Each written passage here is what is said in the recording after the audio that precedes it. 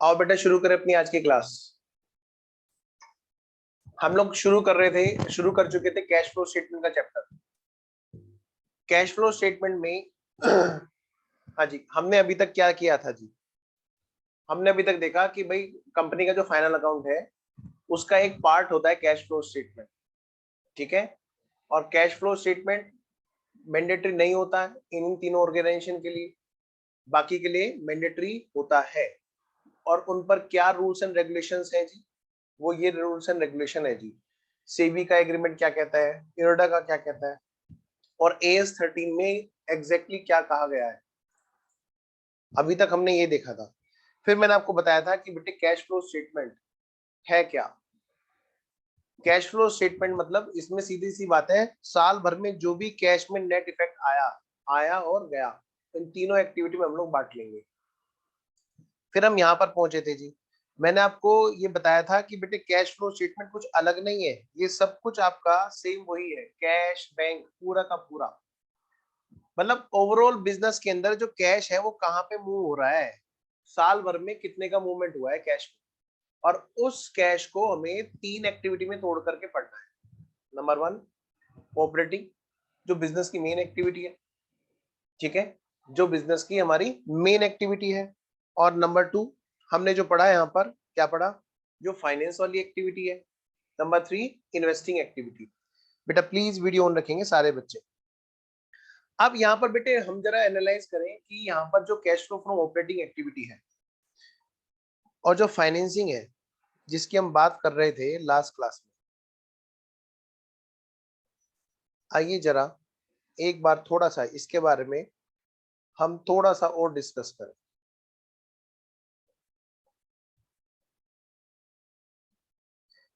भाई कैश हो चाहे बैंक हो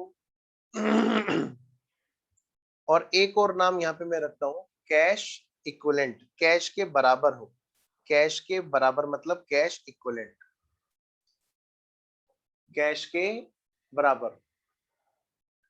तो यहाँ पर बेटे कैश के इक्विवेलेंट यानी कि बिल्कुल समझ लो कैश की तरह short term highly liquid investment को भी यहाँ पर कैश की फॉर्म में माना गया है। अब मुद्दे की बात पे आते हैं। बेटे प्लीज वीडियो रखो, ऐसे मजा नहीं आएगा। देखो आज वरुण भी बाल कटा के आए। आओ जी, कुछ ओपनिंग बैलेंस है और कुछ हमारा क्लोजिंग बैलेंस है। हाँ जी, कुछ ओपनिंग बैलेंस है और कुछ हमारा क्लोजिंग बैलेंस है। ठीक है जी। अब यहाँ पर जितना भी कैश आ रहा है, जैसे सबसे पहले हमने बात की थी cash flow from operating activity, कितना कैश यहाँ पर आ रहा है। और number one, cash flow from operating activity, कितना कैश यहाँ पर जा रहा है इसी एक्टिविटी के अंदर। बेटे इसके कुछ एग्जांपल हम लोग करते हैं। पहले एक बच्चे ने बड़ा अच्छा सजेशन दिया था कल और मुझे बड़ा अच्छा लगा। यस कि सर जहां पे जब आप कैश बैंक अकाउंट दिखा रहे हो, ये भी एक बड़ा अच्छा तरीका है। आप एक काम करो ना, इसी जगह पर हमको ना वो बता दो साथ साथ में, ये ऑपरेटिंग एक्टिविटी में क्या क्या कैश हमें कैश बैंक अकाउंट देखने को मिला है। मैंने कहा देखो बेटे, जैसे यहाँ पर तुमने देखा है कैश में अगर सेल होती है, बिजनेस का जो मेन काम है, बिजनेस का जो मेन काम है भाई, कैश में अगर कोई चीज सेल होती है, कैश में सेल होना वो बिजनेस का मेन काम है। उसमें क्या होगा, कैश बिजनेस के अंदर आता है। हमने देखा है ना cash bank account debit to sale, वो क्या था, वो ऑपरेटिंग एक्टिविटी तो था। इधर जितना भी हमें यहाँ पर कैश में परचेज हुआ, कैश में जो परचेज हुआ भाई, बिजनेस का मेन काम क्या बेटे, ट्रेडिंग पीएनएल को माइंड में रखना है हमें। हम पहले सारी चीजों को यही एनालाइज करके चलेंगे, क्वेश्चन में कुछ मिलेगा ही नहीं, फिर बहुत आसान हो जाएगा कुछ। तो ध्यान देना इधर क्या भाई, ट्रेडिंग पीएनएल में क्या क्या चीजें होती हैं, सेल, परचेज, है ना, एक्सपेंस, वहां पर अदर इनकम्स। तो उन सभी को हम कैश में हम कैसे अकाउंटिंग करते आए हैं शुरू से, कैश बैंक अकाउंट में cash account debit to sales. तो ये जो यहाँ पे लिखा हुआ था ना टू सेल्स या टू, दूसरा कलेक्शन, कलेक्शन फ्रॉम डेटर्स। भाई बिजनेस की मेन एक्टिविटी में कैश कहां कहां से आ रहा है और कहां कहां पे जा रहा है। तो कैश और bank account debit to debtors हमने कर रखा है, कैश बैंक अकाउंट में टू डेटर हमने कर रखा है, कैश बैंक अकाउंट में टू सेल। वो सब चीजें हमारे बिजनेस के मेन काम के कलेक्शन है, और यही हम आगे जाकर के लिखेंगे अपने कैश फ्लो स्टेटमेंट में, डायरेक्ट एक्टिविटी में। तो बेटे ये है हमारा यहाँ पर कलेक्शन। ऐसे ही हमारा यहाँ पे क्या होगा, जितना भी हमने क्रिएटर्स को पेमेंट किया, हम एंट्री करते हैं ना, creditors account debit to cash, creditors account debit to bank, वो सब क्या है, वो कैश फ्लो हमारा ऑपरेटिंग एक्टिविटी में तो गया, बाहर गया जी, कैश बाहर गया आउटफ्लो, कैश अंदर आया जी इनफ्लो। किस एक्टिविटी में गया, ट्रेडिंग पीएनएल वाली चीजों को हमने पहले उठा दिया। ट्रेडिंग पीएनएल में जितनी भी हमारी सेल है, जितनी भी हमारी परचेज है, जितना भी हमारा डेटा से कलेक्शन है, जितना भी हमारा क्रिएटर्स में पेमेंट है, वो सारा का सारा हमारा क्या है, वो ऑपरेटिंग एक्टिविटी वाला कैश का आना जाना है। आगे बढ़ते हैं बेटे, और भी चीज है यहाँ पर, जैसे तुम्हारे जितने भी ट्रेडिंग पीएनएल में एक्सपेंस है, क्या है, जितने भी तुम्हारे ट्रेडिंग पीएनएल में एक्सपेंसेस है, हमने कर रखे हैं यहाँ पर expenses account debit to cash, expenses account debit to bank, वो सब चीजें क्या है, वो एक्सपेंस जो हमारे ट्रेडिंग पीएनएल से रिलेट करते हैं, उसमें कैश जो हमारा गया बाहर, कैश का जो फ्लो हुआ आउटफ्लो, वो सारा का सारा हमारा क्या है, ऑपरेटिंग वाला कैश आउटफ्लो है। मेरा ख्याल है आपको इतनी बात क्लियर है। हाँ जी, पॉइंट क्लियर है यहाँ पर। आगे आगे बढ़ते हैं बेटे, बिजनेस में कई जगह पर हमें कमीशन देना पड़ता है, कमीशन एक्सपेंस है एक तरह का, और कई बार हमें कमीशन मिलता है, यहाँ पर कमीशन मिलता भी है जी, पीएनएल में जाता है जी, भले ही हमारा मेन काम कमीशन खाना नहीं है, हमारा काम है कोचिंग करना, कोचिंग पढ़ाना, हमारा काम है किताबों की सेल परचेज करना, हमारा काम है मेडिसिन की सेल परचेज करना, हमारा काम है परचून की दुकान पे सेल परचेज करना, जो भी डेली यूज का काम हो, गुड्स खरीदा बेचा जाता है। लेकिन उसके अंदर हमें देखना है साइड बाय साइड कई बार कुछ इनकम हो जाती है, तो वो इनकम क्योंकि क्योंकि क्योंकि वो नहीं जा पाती बाकी एक्टिविटीज के अंदर, cash flow from investing activity, cash flow from financing activity, क्योंकि वो वहां पर नहीं जा पाती हैं, इसलिए भी उनको ऑपरेटिंग कहा जाता है। कल हमने पढ़ी थी ऑपरेटिंग डेफिनेशन के लिए। सर वीडियो स्टॉप हो रही है बेटे, बाकी बच्चे भी बताइए जरा, वीडियो में कोई दिक्कत है क्या? ओके है, शानू का ओके है, समय, धीरज ओके है, ओके है बेटा, नेट रिफ्रेश करो। नहीं सर सब ठीक है, हाँ एक बार नेट ना डिस्कनेक्ट करके करो पहले, एक बार प्रिंस, मैं अनम्यूट करने का ऑप्शन देता हूँ, एक बार नेट ना डिस्कनेक्ट करके करो, तुम्हारे नेट को ना रिफ्रेश कर लो। सर बिलर दिखाई दे रही है स्क्रीन भी। मैं बता रहा हूँ ना बेटा, उसमें दो ही कारण हो सकते हैं। आइए जी, तो प्रॉब्लम का सॉल्यूशन यही है, या तो हम लोग नेट रिफ्रेश करते रहे, या फिर जो है डिस्कनेक्ट करके दोबारा से कनेक्ट कर लेते तुरंत। खैर आइए जी आगे बढ़ते हैं। तो बेटे कमीशन, कमीशन हमारा मेन काम कमीशन का नहीं है, लेकिन फिर भी हम उसको ऑपरेटिंग में लिखेंगे। क्यों लिखेंगे? क्योंकि उसको इन्वेस्टिंग और फाइनेंसिंग में नहीं लिख सकते। कल हमने पढ़ा था बेटे cash flow from operating activity को, कि ऐसी एक्टिविटी जो फाइनेंसिंग नहीं है, जो इन्वेस्टिंग नहीं है, वो भी हमारी ऑपरेटिंग होगी। जैसे बेटे आप सोचो जरा, आगे आओ, कमीशन है और क्या है जी, बस ध्यान रखना कैश का फ्लो होना चाहिए। क्या होना चाहिए? कैश का आना जाना जरूरी होना चाहिए। चलो सर आप एक बात बताओ, डेप्रिसिएशन की बात बताओ, बहुत दिक्कत करता है हमें, कहते हैं ऐड कर दो, कभी कहते हैं ना लेस नहीं करो, क्या है क्या ये? मैंने कहा बेटे आपको अगर कैश बैंक अकाउंट देखोगे, क्या यहाँ पर कहीं डेप्रिसिएशन आता है? सोचो नहीं आता है ना। जब डेप्रिसिएशन आता ही नहीं है, तो क्या मैं उसको यहाँ पर इधर मैं लिखूंगा डेप्रिसिएशन को? नहीं लिखूंगा मैं, बल्कि इसको हटा रहा हूं, लिख के मैंने काटा ही नहीं, मैं इसको हटा ही देता हूं, डेप्रिसिएशन आएगा ही नहीं। क्यों? क्योंकि उसमें कोई पैसा थोड़ा ना गया। डेप्रिसिएशन क्या है? एक असेट्स की वैल्यू का गिर जाना, और मैचिंग कॉन्सेप्ट को फुलफिल करने के पर्पज से हम क्या करते रहते हैं, हम उस कॉस्ट को हम क्या करते रहते हैं, हम लोग अलोकेट करते रहते हैं। हम क्या करते रहते हैं उसको, उस कॉस्ट को बेटे अलोकेट करते रहते हैं। किसमें? हम हर ईयर के रेवेन्यू से उसको कंपनसेट करते रहते हैं, ताकि हमारा मैचिंग कॉन्सेप्ट भी फुलफिल होता रहे, ताकि हमारा मैचिंग कॉन्सेप्ट भी फुलफिल होता रहे, और हमारे जितने भी असेट्स हैं उनका एक टाइम के बाद में उनके लिए पैसा अरेंज होता रहे। अब पैसा अरेंज होता रहे, कैसे पैसा अरेंज होता रहेगा बताओ भाई? भाई पैसा कैसे अरेंज होता रहेगा? भाई पैसा ऐसे अरेंज होगा कि यहां पर से पैसा जाएगा ही नहीं, हम डेप्रिसिएशन लिखेंगे ही नहीं, यहाँ पर लिखेंगे ही नहीं, तो क्या होगा? वो कैश यहीं पे रह जाएगा। जब पैसा आया तो जरूर, उस डेप्रिसिएशन की वजह से, उस असेट्स के यूज की वजह से यहां पर पैसा आया तो जरूर, लेकिन उसको निकलने नहीं दिया हमने, निकलने नहीं दिया। इसका मतलब क्या है बेटा?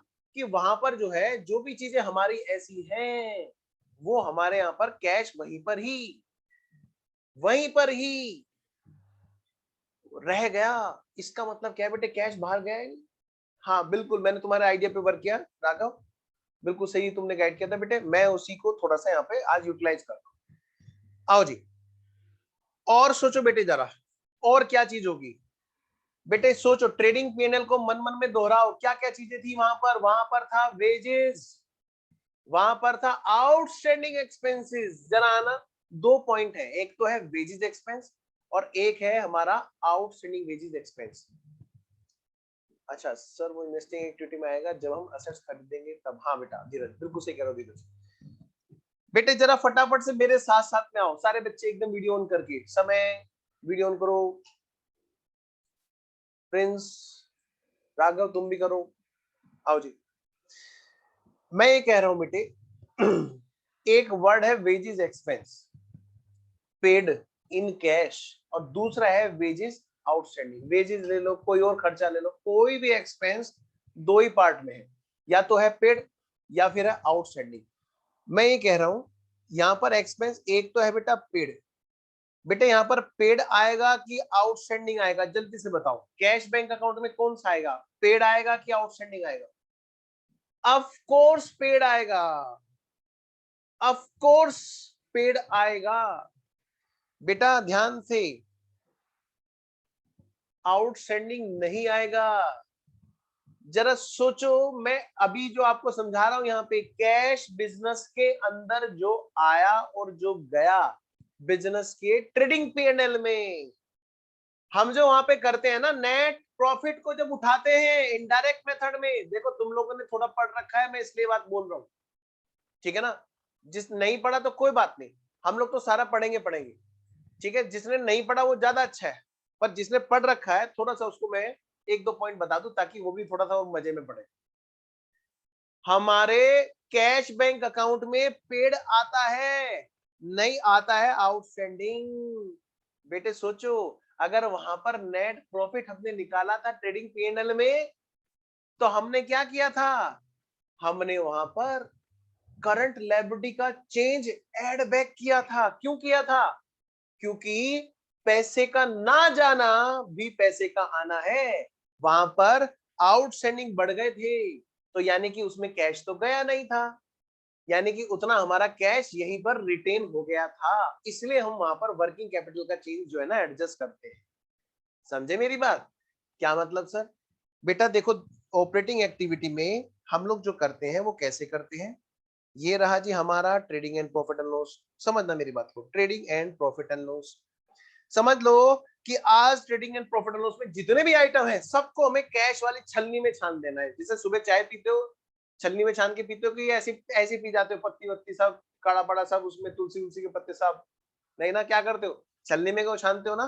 तो इस नेट प्रॉफिट को हमें जाकर के बाद में इनडायरेक्ट एक्टिविटी में क्या करना है? इनडायरेक्ट मेथड में छलनी में को छानना है, और उसमें से छलनी में वो रह जाएगा जो नॉन कैश है, यानी कि बाकी का कैश का जो फ्लो है वो सारा का सारा लिक्विड फॉर्म वाला, वो सारा का सारा चाय के कप में जैसे चाय छानते हैं ऐसे बेटे उसमें रह जाएगा। तो एक छलनी हम लोग चलाएंगे वहां पे, बाद में हम एड बैक कर देंगे, उन चीजों को एड बैक कर देंगे जो कैश वाली है ही नहीं।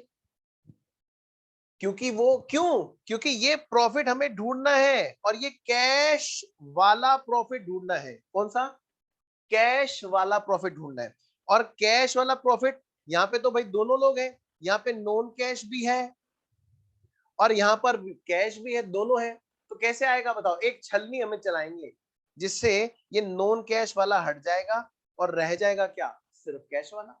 तो इसमें हम क्या करते हैं? जब हम इनडायरेक्ट तरीके में क्या करते हैं, हम इस नेट प्रॉफिट को बेस लेकर के वापस से एड बैक करने लगते हैं उन चीजों को जो यहाँ पर और यहाँ पर घटी हुई है, लेकिन उसमें कोई कैश की बात नहीं है, जैसे डेप्रिसिएशन।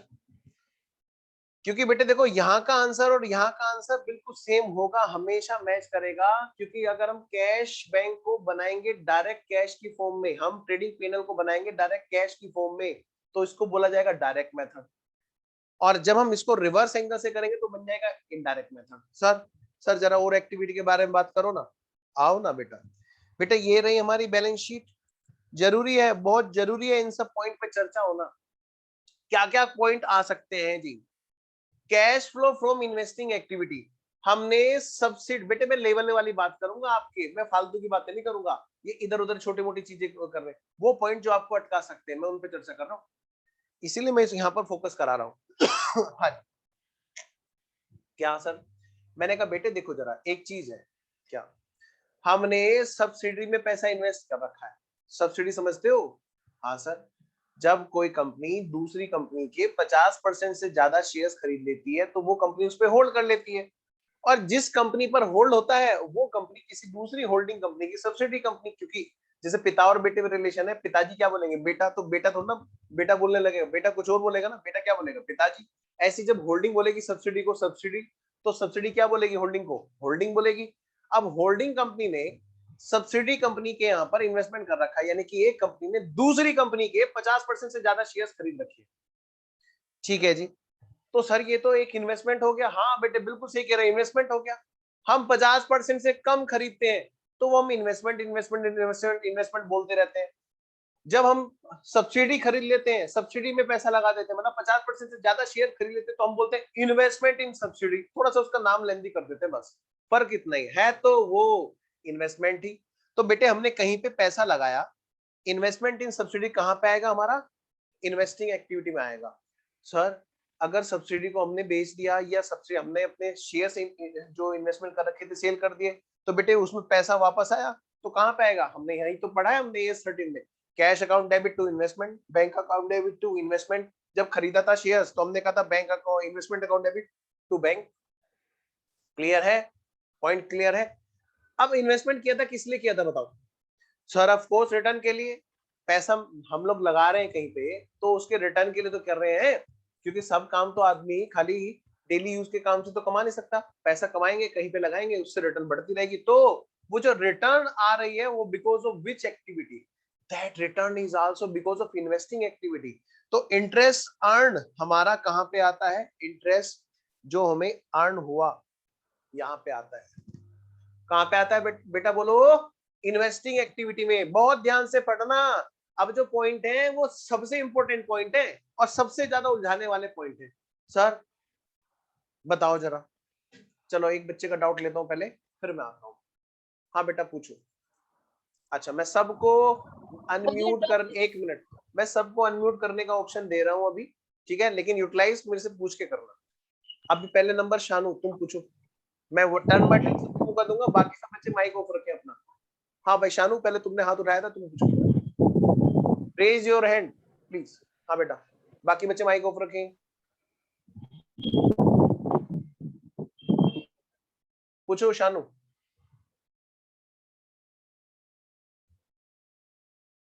शानू पूछो बेटा। नहीं आया, चलिए शानू। सर मैं ये कह रहा था कि एक बार रिपीट कर दीजिए, मेरा नेट नहीं चल रहा था। अच्छा चिंता मत करो, मैं तो 10 बार रिपीट बिना कहे कर देता हूँ, मैं भी फिर रिपीट कर दूंगा, डोंट वरी। आप पूछो शानू। सर मैं पूछ रही थी कि ये इंटरेस्ट रिसीव होता है, हाँ ये तो हमारी इनडायरेक्ट इनकम होती है ना? हाँ हाँ बिल्कुल सही कह रहे हो, क्योंकि हमारे तो बिजनेस ट्रेडिंग का और मेन पीएनएल काम का नहीं पार्ट होता। होता है। क्या बेटा? यस सर, तो सर ये तो हमारा ट्रेडिंग और पीएनएल का पार्ट होता है, तो ये उसमें क्यों आता है? आता हूँ बेटा, ट्रेडिंग पीएनएल पीएफआई। नहीं, सिर्फ PNL Shanu, trading yes PNL sir नहीं, पीएनएल, यस सिर्फ सर पीएनएल, इंटरेस्ट सिर्फ रिसीव्ड। हाँ पीएनएल। हाँ, मैं अभी उसी को डिटेल यस में सर। पढ़ाने जा रहा हूँ, डोंट वरी, अभी उसी को डिटेल में पढ़ाने जा रहा हूँ। हाँ जी वरुण, तो यही है सर बेटा शानू आपने तुम्हारा? कहा था ना कि ऑपरेटिंग में आते हैं सारे, नहीं तो मैं मतलब उस आपने कहा था ट्रेडिंग और पीएनएल की सारी चीजें ऑपरेटिंग में आती हैं। हाँ हाँ, ट्रेडिंग पीएनएल वाली सारी चीजें ऑपरेटिंग में मतलब नॉर्मली आती है, नॉर्मली आती है। आप सही कह रहे हो, नॉर्मली आती है, सारी ओके चीजें नहीं आती बेटा। वो डाला जरूर जाता है ओके पीएनएल में, लेकिन सारी चीजें हमारी ऑपरेटिंग नहीं होती वहाँ। अच्छा ठीक है बेटा शानू, और कोई डाउट? मैं अभी पूरा करूँ, ये तो नो पूरा सर डिटेल में जाना है अभी। इंटरेस्ट अर्न, ये सब चीजें हमारी डिटेल में जाएंगी अभी, डोंट वरी। इंटरेस्ट और डिविडेंड और इन्वेस्टमेंट। हाँ जी पूछो बेटा वरुण। सर ये इंटरेस्ट रिसीव्ड है, अगर ये अदर सोर्सेज से मिला हो, जैसे कि कहीं हमने लोन दे रखा हो वहां से इंटरेस्ट आया हो, तो उस केस में फाइनेंसिंग में आ जाएगा। अभी सेकंड, मैं अगर इंटरेस्ट पूरा एक चार्ट बनाऊंगा इंटरेस्ट पे और डिविडेंड पे भी, और उसके टीडीएस पे भी, ठीक है ना? तो इंटरेस्ट और डिविडेंड को छोड़ करके बाकी सारी चीजें पूछो, क्योंकि मैं उसको तो एक चार्ट बनवाने वाला हूँ। नहीं सर, बाकी ठीक है, अभी हमें बस एक चीज पे फोकस करना है। बस पहले ना हम इसमें क्या कर रहे हैं, एक चीज पे एनालाइज कर रहे हैं कि भाई ये इन्वेस्टिंग है कि फाइनेंसिंग है कि ऑपरेटिंग है, बस। और वो हमारे कैश बैंक अकाउंट में दिखती थी, बस ये हम दो बातें हम लोग यहाँ पे पकड़ रहे हैं इस टाइम पे। ठीक है, ओके चलिए। तो मैंने अनम्यूट करने का ऑप्शन दे रखा है सब बच्चों को, ठीक है ना? कोई दिक्कत हुई पहले मैसेज कर देना, फिर अनम्यूट करना परमिशन लेके, है ना? आओ बेटा, उससे ना एक फ्लो बना रहता है बाकी बच्चों का भी, वो टूटता नहीं है बस। तो मैं ये कह रहा हूँ बेटे ध्यान से, हमारे कैश बैंक अकाउंट में इंटरेस्ट रिसीव आता था? यस आता था सर। बस इतनी सी बात मुझे पूछनी है आपसे, और कुछ नहीं। पूरी डिटेल में तो अभी जाएंगे, अभी हम पढ़ नहीं रहे कैश फ्लो, अभी तो हम कैश बैंक को जरा देख रहे हैं नए नजरिए से। इन्वेस्टिंग में आएगा या फाइनेंसिंग में आएगा, सोचो जरा। सर इंटरेस्ट तो इन्वेस्टमेंट की वजह से मिला, इसलिए वो कहां पे आएगा, इन्वेस्टिंग में आएगा। एक इंटरेस्ट और भी होता है, एक इंटरेस्ट और भी होता है, एंड डोंट वरी मैं सारी चीजें भी लिखवाऊंगा एक चार्ट के फॉर्म में। एक इंटरेस्ट होता है जो हमने इन्वेस्टमेंट से लिया, डिबेंचर में, हमने कहीं पे डिबेंचर में पैसा इन्वेस्ट कर रखा है, हमने कहीं पे लोन दे रखा है, बैंक में जमा कर रखा है पैसा, एफडी पे, कहीं और कोई स्कीम निकल रखी है बैंक की, वो सारा क्या है, उसमें पैसा जाना मतलब इन्वेस्टिंग एक्टिविटी में आउटफ्लो होना। ये ये अगला पॉइंट, वहां से जब पैसा आएगा तो कहां पे आएगा, ऑफ कोर्स इन्वेस्टिंग एक्टिविटी। जैसे बेटे sale of investment, sale of FD, FD mature हो गई, कैश आ गया। और सोचो जरा, हमने कोई इन्वेस्टमेंट कर रखे थे, डिबेंचर में इन्वेस्ट कर रखा था, वो पैसा वो हमने डिबेंचर बेच दिया। शेयर्स में इन्वेस्टमेंट कर रखा था, शेयर्स बेच दिया, कहां पे आएगा, सब यहीं पे आएगा, सेल ऑफ क्या, शेयर्स।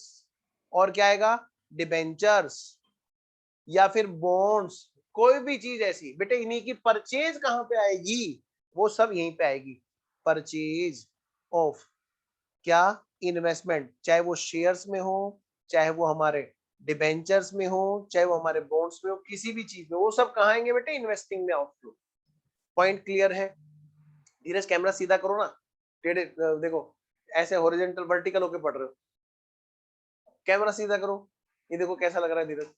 हाँ, क्लास में बैठो सीधे, तो ये फेस टू फेस क्लास है, ये मत सोचो कि क्या ना ये जूम पे कर रहे तो हम लोग बिल्कुल कैसे भी बैठ जाए आराम से, बिल्कुल क्लास की तरह क्लास चलेगी, है ना? तो डांट भी पड़ती रहेगी प्यारी वाली। आओ बेटा। तो मैं ये कह रहा हूँ बच्चों, और सोचो जरा, ये जो इन्वेस्टमेंट है, अब इस पर जो इंटरेस्ट आया, वो इंटरेस्ट हमें कहाँ पे आएगा, हमारे इनकम में। ये जितना भी इंटरेस्ट हमारे पास में आ रहा है वो हमारे बैंक अकाउंट में आएगा। हमने किया है ना, bank account debit to interest. Prince कहाँ गए, आओ जी। Bank account debit to interest, बेटे ये हमारी इंटरेस्ट रिसीव्ड है हमारा, ठीक है। अब कई बार पता क्या हो जाता है, कई बार उस पर टीडीएस भी कट जाता है, टीडीएस कट जाता है, तो जो भी नेट होता है वो इंटरेस्ट हमारी जेब में आता है, ठीक है। आगे बढ़ते हैं। अब बेटे जैसे मैं बात कर रहा हूं यहां पर कि हमने यहां पर क्या कर रखा है, इन्वेस्टमेंट कर रखा है।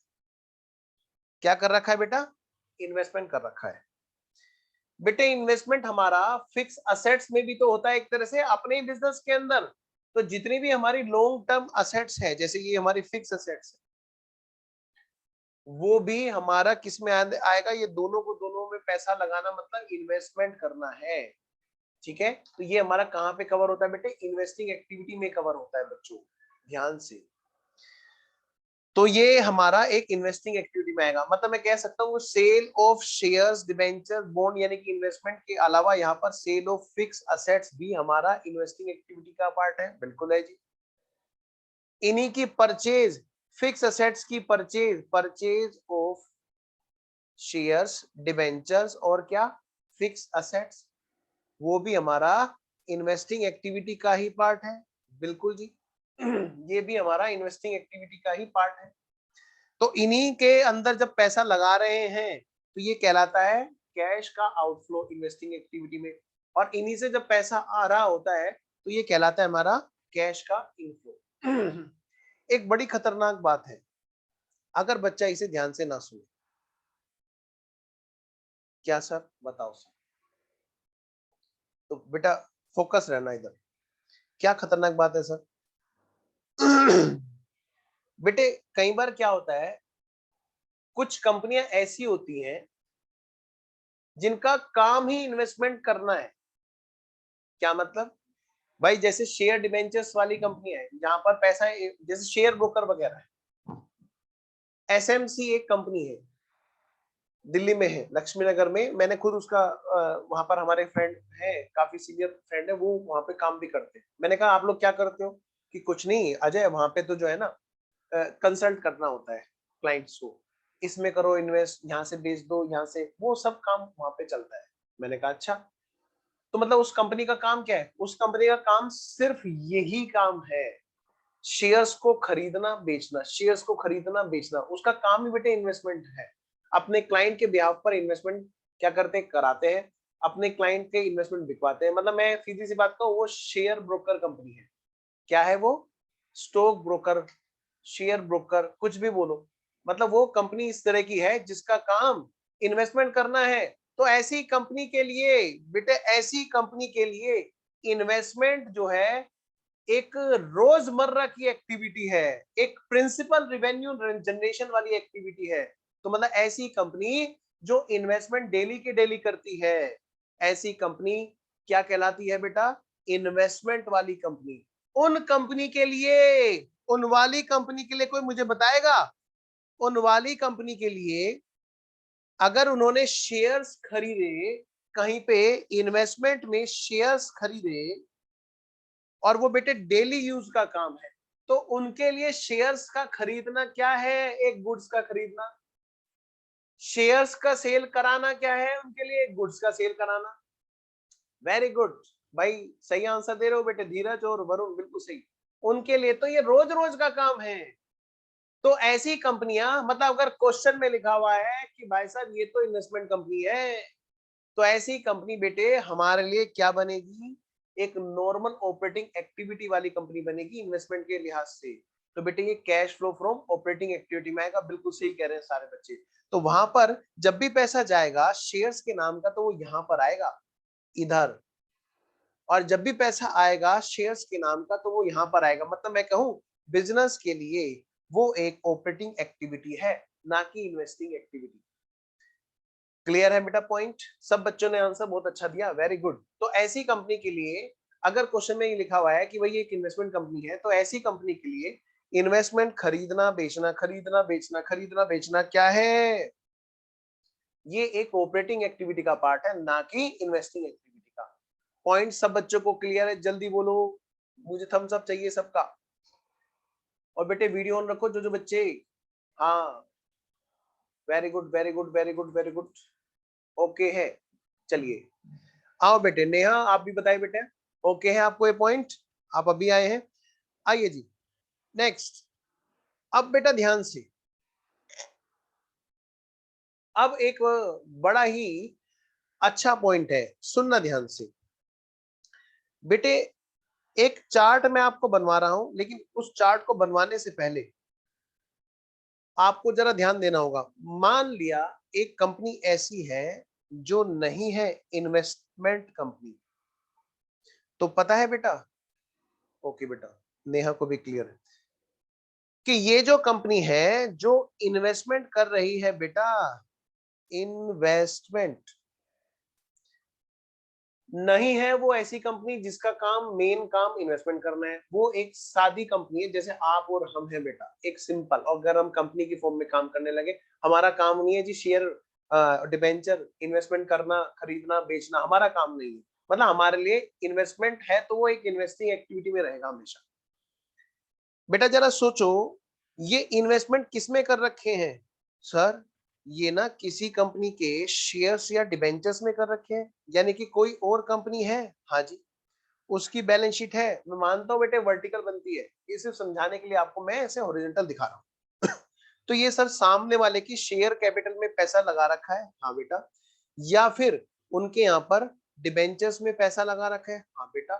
सर इसका मतलब क्या हुआ कि सामने वाले कंपनी को फाइनेंस कर रखा है हमने। Yes, you are right. सामने वाली कंपनी को हमने एक तरह से क्या है, फाइनेंस कर रखा है। सिक्के के दो पहलू, हेड और टेल। बेटे हेड ये है कि हमारे लिए वो इन्वेस्टिंग है, पलट के देखोगे तो सामने वाले के लिए वो एक फाइनेंसिंग एक्टिविटी होगी। जो हमारे लिए एक इन्वेस्टिंग एक्टिविटी है, वो सामने वाले के लिए फाइनेंसिंग एक्टिविटी है। बेटे ऐसे ही हो सकता है कि हमारे यहां पर किसी ने पैसा लगा रखा हो, हमने शेयर्स दिए, हमने कहा हमने शेयर इशू किए, शेयर कैपिटल हमने दी है, हमने इशू कर रखे शेयर कैपिटल। तो बेटे शेयर्स देकर के जो पैसा आया, वो बिकॉज ऑफ विच एक्टिविटी? वो हमारी है फाइनेंसिंग एक्टिविटी, क्योंकि हमें किसी ने फाइनेंस कर रखा है। बेटा हो सकता है यही पैसा हमने डिबेंचर इशू करके किया हो, हाँ सर बिल्कुल सही बात है। तो हमारे लिए ये क्या बनेगी? दोनों की दोनों बेटे फाइनेंसिंग एक्टिविटी। यानी मैं अगर आपसे शुद्ध भाषा में बोलूं, देखो क्या क्या सर, बेटे हमारे यहाँ पर कैश बैंक अकाउंट में कभी कई बार देखने को मिलता है, हमने पढ़ी है एंट्रियां, issued share, share capital issued, bank account debit to share capital, पढ़ी है ना हमने। Cash account debit to share capital, हमारे कैश बैंक अकाउंट में ये देखने को मिलता है। क्या? शेयर्स इशूड, शेयर्स इशूड मतलब शेयर इशू किया, मतलब बेटे पैसा आया, कैश इनफ्लो। एंट्री हमने क्या कर रखी है? Bank account debit, bank account debit to share capital, यही तो हमने पढ़ी है। तो हमारे बैंक अकाउंट में या कैश अकाउंट में जहां पर भी हमारा कैश बैंक रहता है, देखो अब फाउंडेशन लेवल तो है नहीं कि फाउंडेशन लेवल में कैश को बोलेंगे कैश, बैंक को बोलेंगे बैंक।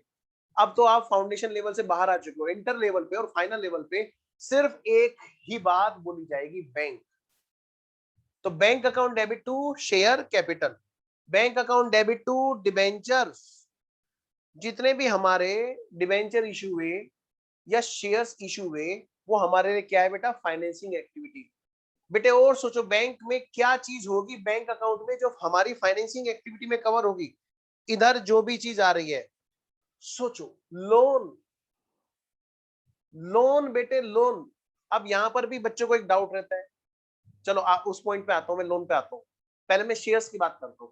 शेयर इशू किया, पैसा आया, कैश इनफ्लो हमारे यहां पर मिलेगा। कैसे मिलेगा बेटे? कैश बैंक अकाउंट में, cash bank account debit to share capital. लेकिन जब पैसा वापस जाता है शेयर्स का, तो कैसे कैसे जाता है जी?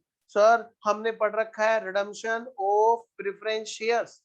हाँ बेटे यही बात। और इक्विटी का जब पैसा वापस जाता है, तो जानने के लिए देखिए ग्रुप 2 की, सेकंड ग्रुप 2 की बाईबैक वाली फिल्म। जब बाईबैक होता है, ये किसके लिए? इक्विटी का पैसा वापस जाने के लिए एक अलग चैप्टर पढ़ेंगे हम लोग, buyback. Sir redemption of preference shares और बाईबैक ऑफ शेयर्स, इनके जरिए पैसा वापस जाता है। बस बेटा मैं भी यही आपको बता रहा हूँ, रिडम्पशन ऑफ प्रेफरेंस शेयर्स, पैसा वापस गया, एंट्री क्या होगी वहां पर? Preference share holder account debit to bank. जो बच्चे पढ़ चुके मेरे साथ में ग्रुप 1 में रिडम्पशन ऑफ प्रेफरेंस शेयर्स, बेटा क्या एंट्री होती है वहां पर? Preference share holder account debit to bank. Last वाली एंट्री जो थी, पहले रिडम्पशन ड्यू, फिर क्या था? सीआरआर, फिर हमने पढ़ा था राइट ऑफ, फिर सबसे लास्ट में क्या पढ़ा था हमने? पेमेंट। तो जो पेमेंट वाली एंट्री है, वो क्या है? पूरा का पूरा कैश का आउटफ्लो। यहाँ पे पता है एक बड़ी खतरनाक बात है, बच्चे ध्यान नहीं देते। सर क्या है वो बात? बता दूं? वीडियो ऑन करो, पहले वीडियो ऑन करो। ये जितने भी कैमरा बंद कर करके खाना खा रहे हैं, वो भाई तुम्हें कोई मना नहीं कर रहा, तुम खाओ आराम से, पर कैमरा ऑन रखो। हाँ वीडियो ऑन करो। आओ जी, क्या है वो बात? वो बात ये है बेटे, premium payable on redemption. Premium payable on redemption, उसका क्या होगा जी? प्रीमियम पेबल ऑन रिडम्पशन का वो भी यहीं पे आएगा बेटा। वो किस एक्टिविटी की वजह से है? ऑफ कोर्स फाइनेंस एक्टिविटी की वजह से। तो जितना भी प्रीमियम पेबल ऑन रिडम्पशन है या प्रीमियम पेबल ऑन बायबैक है, वो सब का सब यहीं पे ही आता है। मैं लिख दूं यहाँ पे, प्रीमियम पेबल ऑन रिडम्पशन या फिर premium payable on buyback. Second group में देखोगे बायबैक, वहां पे बस ये सेम एंट्री चलती है, बस वहां पर प्रीमियम पेबल ऑन बायबैक हो जाता है बस। बेटा ये पैसा किस वजह से गया? फाइनेंसिंग एक्टिविटी की वजह से गया। हमें कैश बैंक अकाउंट में कहां पे देखने को मिलेगा? इस तरह से देखने को मिलेगा। और सोचो जरा, अब बात आती है सबसे खतरनाक पॉइंट की। क्या बात कर रहे हो सर? आप भी बोल रहे हो खतरनाक? हाँ, इसलिए बोल रहा हूँ क्योंकि बच्चा ना यहाँ पे सुनता नहीं। खतरनाक बोलने से क्या होता है, बच्चा ऐसा होता है जैसे सावधान विश्राम होते थे ना क्लास में। हाँ, सावधान। आओ जरा बेटे, यहाँ पर एक खतरनाक बात है, अगर बच्चा ध्यान से नहीं सुनेगा। क्या सर? लोन। लोन में एक है लॉन्ग टर्म लोन, एक है शॉर्ट टर्म लोन। बेटे दोनों ही लोन हमारे कहाँ आते हैं? चाहे वो शॉर्ट टर्म लोन हो, चाहे वो लॉन्ग टर्म लोन हो, दोनों लोन हमारे यहाँ पर आते हैं फाइनेंसिंग एक्टिविटी में। उस लोन का जब रिपेमेंट होगा तो वो कहाँ पे आएगा? वो भी यहीं पे आएगा। वो भी बेटे यहाँ पे आएगा। लोन शॉर्ट टर्म और लॉन्ग टर्म, शॉर्ट टर्म और लॉन्ग टर्म। बेटे बाकी सब बच्चों को ऑडियो वीडियो सब ओके है? कोई दिक्कत तो नहीं है? ऑडियो वीडियो सब ओके है ना? प्लीज मुझे बताएं, ओके है? बेटा नेट रिफ्रेश करो जिसको दिक्कत है। आइए जी, अब कुछ थोड़े से टेक्निकल पॉइंट है जिनको मुझे बताना है। पहले मैं फाइनेंस एक्टिविटी को लिखाता हूँ क्योंकि हम लोग कल लिख रहे थे उसे फाइनेंस एक्टिविटी को। तो एक बार हम लोग पहले फाइनेंस एक्टिविटी को लिखते हैं जो हम कल लिख रहे थे।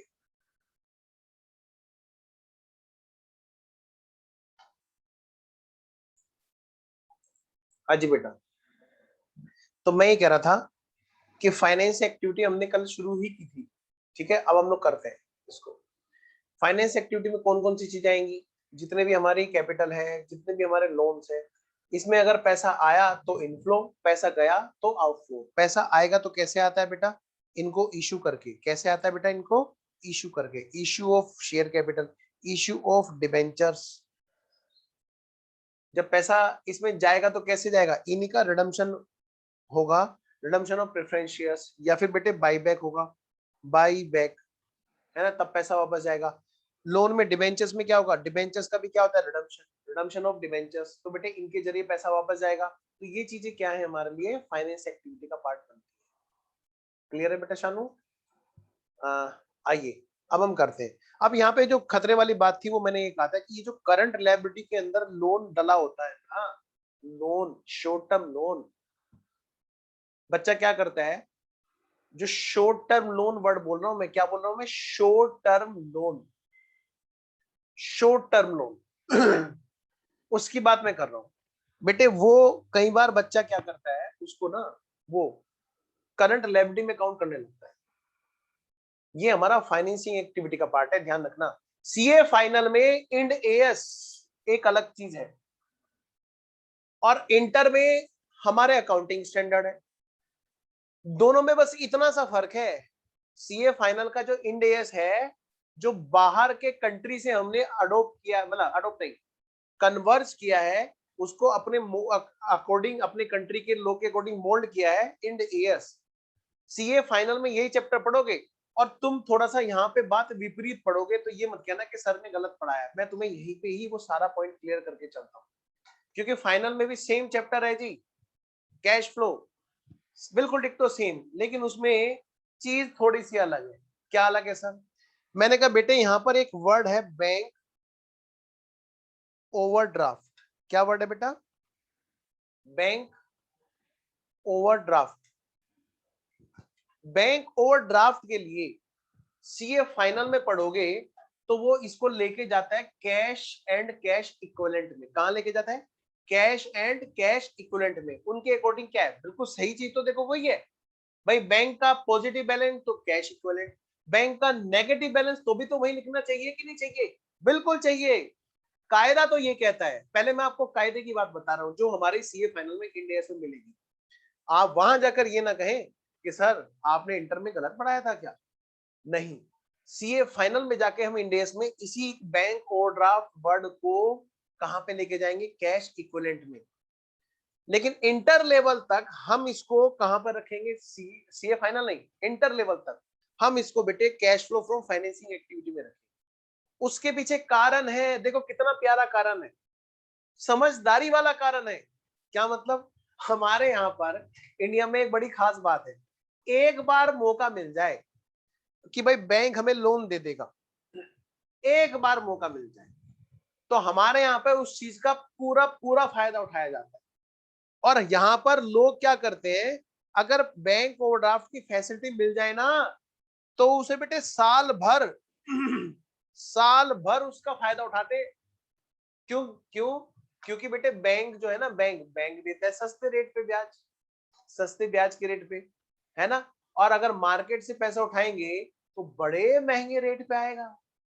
तो बिजनेसमैन क्या दिमाग लगाते हैं, वो कहते हैं यार ये क्या है, ये तो मजे वाली बात है, हम तो बैंक से 10% या 10.5% तक का हमें ब्याज पड़ता है ज्यादा से ज्यादा, खूब पैसा उठाओ और उसमें मार्केट में चाहे ब्याज पे चला दो चुपचाप चोरी छिपे, कुछ भी करते रहो, और उसको उठा करके 20% पे ठोक देते हैं बेटे मार्केट में।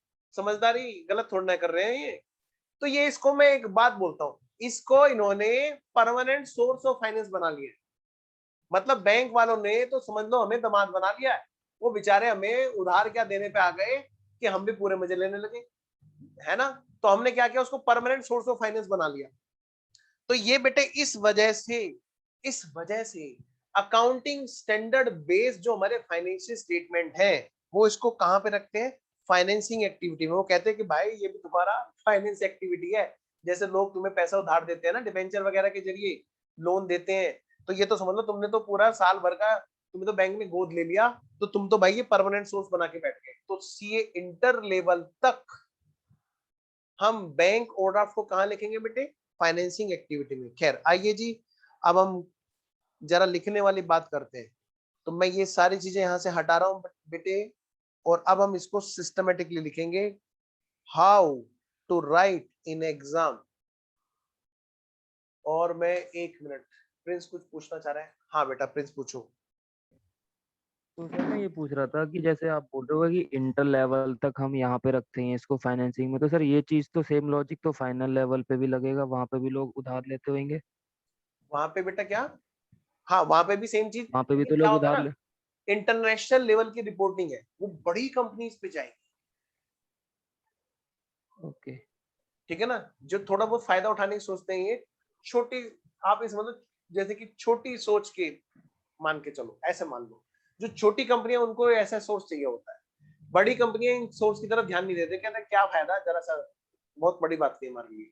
वो कंपनियां बड़ी लेवल की जो है ना इंड एएस उन्हीं पे लगते हैं, इसलिए वो लोग इसको कहते हैं कि ना ना ना ये तो भाई बैंक का नेगेटिव बैलेंस है, कैश इक्विवेलेंट में डालो।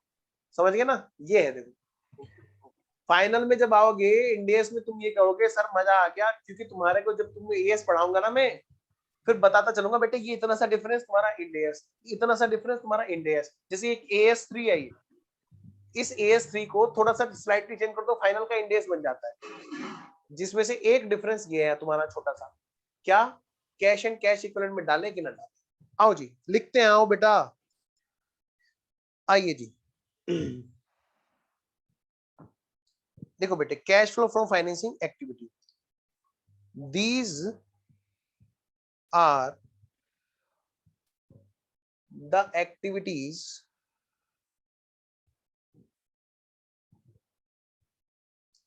which results in the change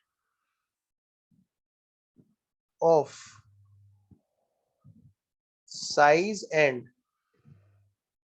composition of owner capital and borrowings.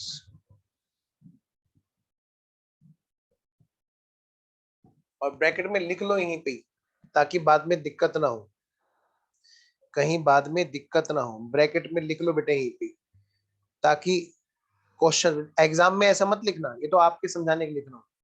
Short term and long term both.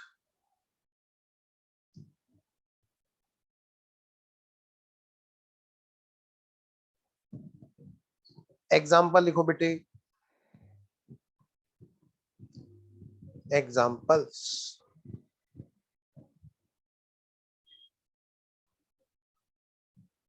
इस कैश फ्लो को ऐसा कर देना है, ऐसा घोट देना है कि बस इसके बाद और इसमें कुछ भी ना बचे। कैश फ्लो स्टेटमेंट को इतनी तसल्ली से करना है हमें, डिटेल में एकदम, आपके एफए में भी काम आएगा। आइए जी, एग्जाम्पल लिखो बेटे। एग्जाम्पल में सोच के लिखना है, दिमाग लगा करके। शेयर कैपिटल में जितनी भी बातें हो सकती है सब, इशू, रिडम्पशन, बाईबैक, सब लिखो। Issue of equity oblique preference shares. B,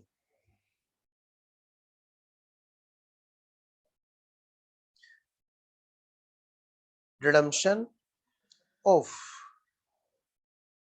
preference shares। बेटा C, buyback of equity shares.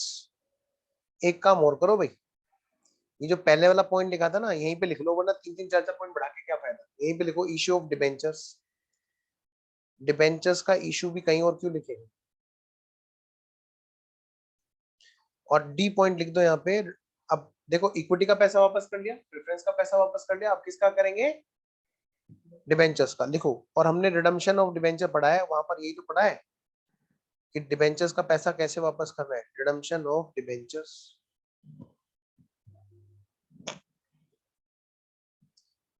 बेटा ई,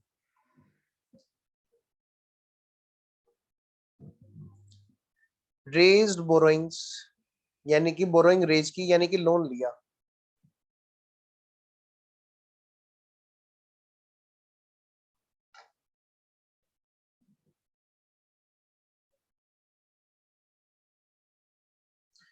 कौन सी सर, लिख लो बेटा, दोबारा लिख लो, यहाँ पे गलती ना हो इसलिए लिखा रहा हूं। लॉन्ग हो चाहे शॉर्ट हो, सारे लोन यहीं पे आएंगे फाइनेंसिंग में। क्यों? क्योंकि जहां हमें जरा सा मौका मिलता है हम लोग उसको एक परमानेंट सोर्स ऑफ फाइनेंस बना लेते हैं। रेज्ड बोरोइंग्स, बेटे वापस भी तो पे करेंगे। रीपेड बोरोइंग्स, इन लोन को जब पैसा वापस करें तो भी कहाँ आएगा, ऑफ कोर्स यहीं पे आएगा। सर इसका मतलब अब हम ये गलती नहीं करेंगे। पता है बेटे क्या गलती कर सकते हैं, वरना बच्चा अगर ये ना लिखूं मैं short term long term, sir क्या गलती हो सकती है। वो बच्चा करंट लायबिलिटी में शॉर्ट टर्म बोरोइंग्स को काउंट करके चेंज इन वर्किंग कैपिटल के जरिए वो फाइनेंसिंग एक्टिविटी में उसको कंसीडर करा सकता है, अगर ये हमने नहीं नोट किया शॉर्ट टर्म। ठीक है, तो वो गलती यहीं पे खत्म हो जानी चाहिए। जी,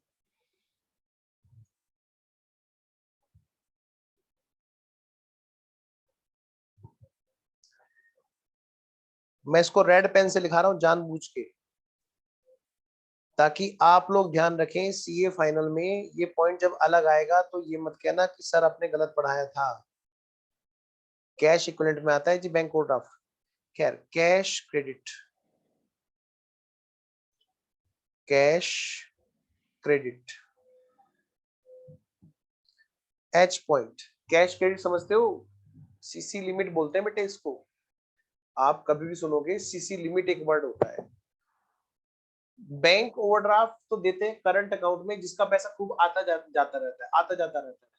तो बैंक ये देखता है कि भाई इसका तो पैसा आता जाता रहता है, तो उससे कुछ सिक्योरिटी नहीं मांगता, वो कहते चल कोई बात नहीं, मुझे पता है तेरा इतना पैसा आता जाता रहता है, थोड़ा सा ओवर हम तेरे को ड्रॉ करने की फैसिलिटी दे देते हैं। सीसी लिमिट क्या है? Cash credit limit. एक होता है सिक्योर्ड लोन, एक होता है अनसिक्योर्ड लोन।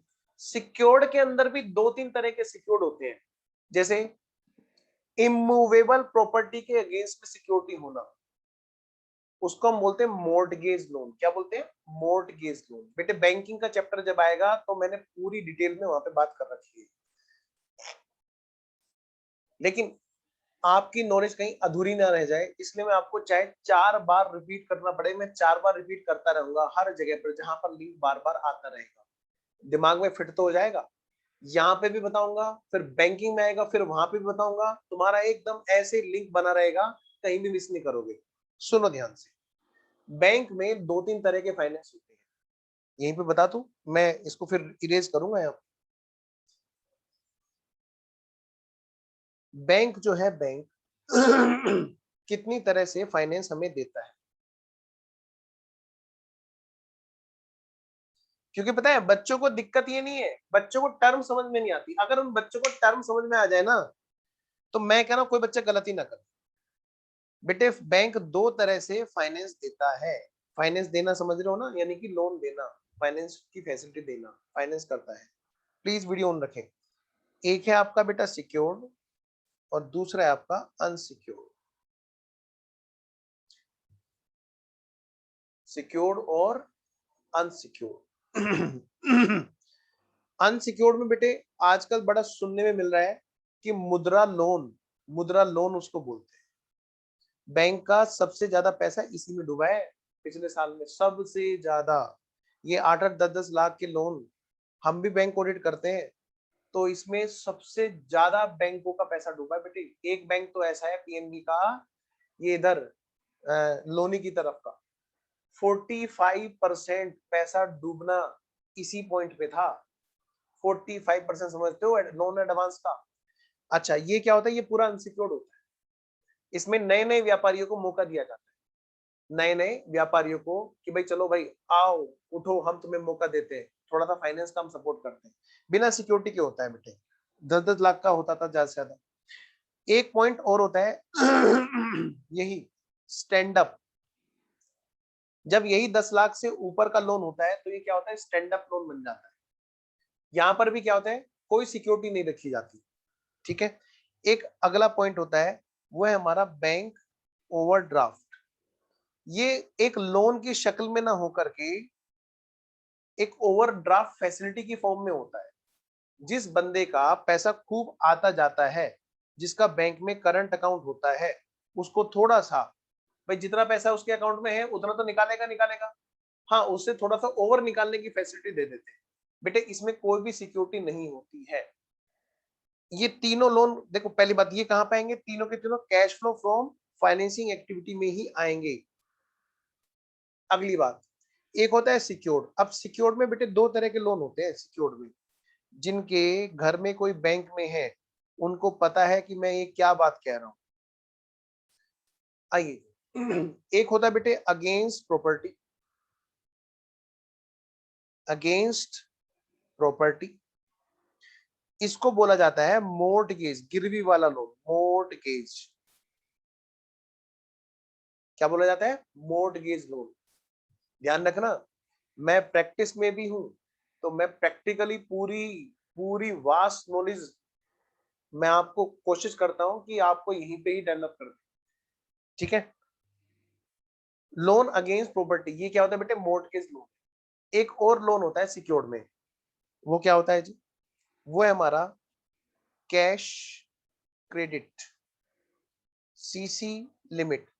आप इसको बिल्कुल ऐसे समझ लो जैसे कई लोग क्रेडिट कार्ड यूज करते हैं, कई लोग क्रेडिट कार्ड यूज करते हैं। वो क्या करते हैं? वो इतने की लिमिट रहती है, उसमें क्या होता है महीने के एंड में उतना पैसा वापस पहुंचा देना होता है। ऐसी कुछ यहाँ पे बेटे सीसी लिमिट होती है, लेकिन ये सिक्योर्ड पे होती है।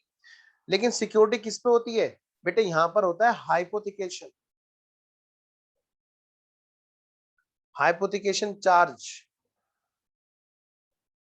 और यहाँ पे क्या होता है? स्पेसिफिक चार्ज होता है।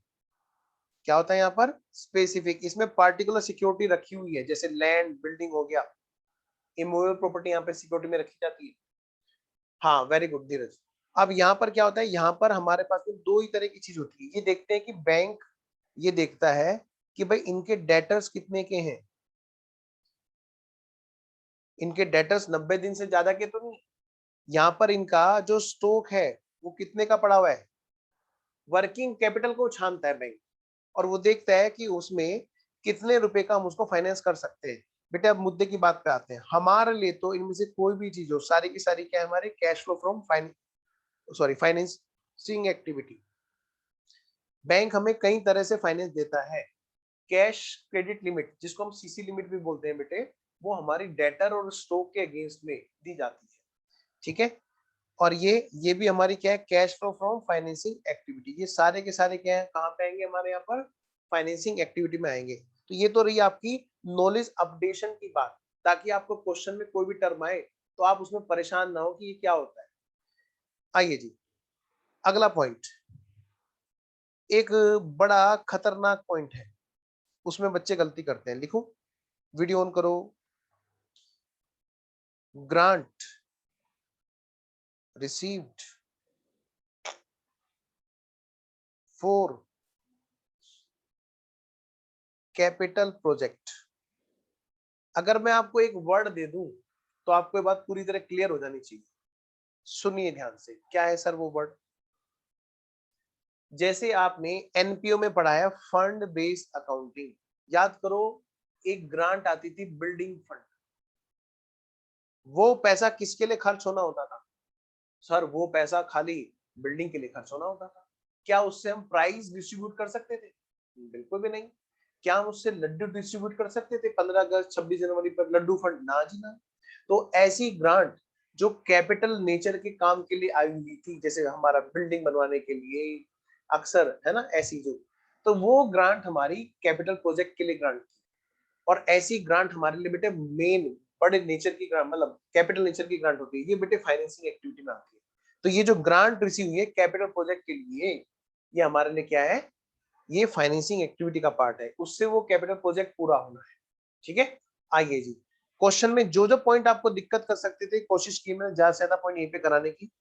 आइए अगला पॉइंट एक बार लिखें और फिर हम लोग चलते हैं जी अगले पॉइंट पर। हेडिंग डालो पहले। नेक्स्ट पॉइंट है हमारा, नंबर के हिसाब से क्या होगा जी, नंबर कौन सा है, नंबर 3। अब है नंबर 4 हेडिंग डालो। नंबर 4 हेडिंग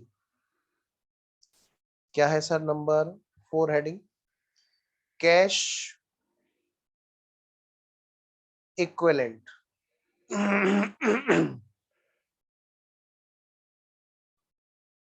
जिस बच्चे ने चैप्टर के बिल्कुल बेसिक को नहीं पढ़ा उसको कैश फ्लो में दिक्कत होगी। सर ये ग्रांट रिसीव क्लियर नहीं हुआ। अच्छा, मैं एक बार ये पॉइंट क्लियर कर देता हूं। देखो बेटा, 2 मिनट के लिए भूल जाओ कि हम कैश फ्लो पढ़ रहे हैं और आ जाओ वापस से अपने उस फाउंडेशन वाले चैप्टर पे, या कहीं और आपने पढ़ा होगा एनपीओ, नॉन प्रॉफिट ऑर्गेनाइजेशन। वहां बेटे आपने एक बैलेंस शीट पढ़ी है। बैलेंस शीट में आपने पढ़ा है, यहां पर पढ़ा है आपने बिल्डिंग फंड, पढ़ा है। जब जितने भी ऑर्गेनाइजेशन ऐसी हैं जिनको, जैसे आपकी रिलीजियस ऑर्गेनाइजेशन, जैसे आपका मंदिर, मस्जिद, गुरुद्वारा, चर्च, ये क्या है, हमारे धार्मिक संस्थान है। क्या ये प्रॉफिट कमाने के लिए? नहीं, ये धर्म की मतलब बढ़ावा के लिए है, बस खाली उसके लिए है ना, धर्म के लिए, धार्मिक भावना को फैलाने के लिए, धार्मिक भावना को उत्साहित करने के लिए, धार्मिक भावना का सम्मान करने के लिए ऑर्गेनाइजेशन है। इन ऑर्गेनाइजेशन में भी बेटे कई सारे लोग चंदा देते हैं, कई सारे लोग डोनेशन देते हैं, है ना। तो कई बार क्या होता है कि ऐसे ही जैसे धार्मिक संस्थान है, ऐसे बेटे कुछ ऐसे भी होते हैं जो चैरिटेबल ऑर्गेनाइजेशंस हैं, जहां पर चंदा इकट्ठा किया जाता है किसी सामाजिक उत्थान के लिए, किसी गरीब की भलाई के लिए। जैसे आपका अनाथालय, अनाथालय है, एक एनपीओ है, हाँ जी, वहां पर कई लोग ना पैसे दे के आते हैं, कि भाई इसका ना सिर्फ आप बच्चों के लिए बेड लेना जिस पे बच्चे आराम से लेट सके, या भाई इस पर इससे आप खाली वो लेना बच्चों के लिए ये वाला काम करना, पार्टिकुलर वहां पे रीजन देते हैं। तो वो एनपीओ अगर मान ले बच्चों के अनाथालय के लिए बिल्डिंग बनाने के लिए आया है वो फंड, तो क्या कहलाएगा, एनपीओ क्या करेगा, उस पैसे को उठा करके रख लेगा कि भाई 10 करोड़ का बिल्डिंग फंड आया है, तो ये कहाँ पे जाएगा, वो पैसा वहीं पे रखा हुआ है, bank building fund account debit to building fund, आपने ऐसी एंट्री की है वहां पर। कल को क्या होगा, यही बिल्डिंग फंड कहाँ पे चला जाएगा, बिल्डिंग में चला जाएगा, है ना। तो ये जो ये बड़े बड़े काम करने के लिए जो फंड आया है, क्योंकि पैसा यहां से निकल के कहाँ जाएगा कल को, बिल्डिंग में। तो ये पैसे का कुछ और कर सकते हैं नहीं जी। तो ऐसी जो ग्रांट है जो बड़े प्रोजेक्ट के लिए आई हुई है, ग्रांट कौन देता है बेटे, हमें ऑर्गेनाइजेशन देती है। मान ले कोई हॉस्पिटल लगाने लग रहा है, कहां पर, जिंगालाला हु के वहां पर, क्या मतलब, अरे बेटे कबीले वगैरह होते हैं ना जो पुराने बहुत ही पिछड़े इलाके होते हैं, जैसे हम लोग फिल्मों में देखते हैं ना अक्सर, है ना, जंगल वगैरह में, ऐसी जगह पे डेवलप करने के लिए मान लिया कोई गवर्नमेंट हेल्प कर रही है कि भाई लो बिल्डिंग बनाओ वहां पर, अस्पताल खोलो, ताकि उनको भी पता चले कि ये भी एक चीज होती है दुनिया। तो वो क्या करते हैं, बिल्डिंग बनाने के लिए फंड आया तो बड़े लेवल का फंड है, तो वो क्या है हमारे लिए, वो फाइनेंस कर रहे हैं आपको एक तरह से गवर्नमेंट क्या कर रही है, फाइनेंस कर रही है। अगर कल को कोई कंडीशन ब्रेक होती है बेटे, वो वापस करना पड़ जाता है, ठीक है। तो ऐसी ग्रांट कहलाती है कैपिटल प्रोजेक्ट वाली ग्रांट, बड़ी वाली लेवल की ग्रांट। आइए जी, अब एक काम करते हैं, मजा तभी आएगा इसको करने में, थोड़ा सा ब्रेक लेते हैं, ठीक है। चलिए जी, कैश इक्विवेलेंट, लो बेटा, बेटे कैमरा ऑन करो जल्दी, मुझे पता चल जाए बच्चे आ गए हैं। हाँ जी, कैश इक्विवेलेंट,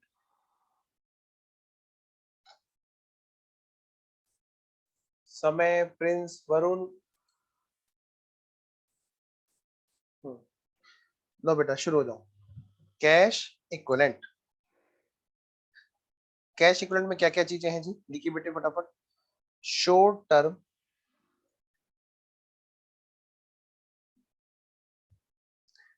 हाई लिक्विड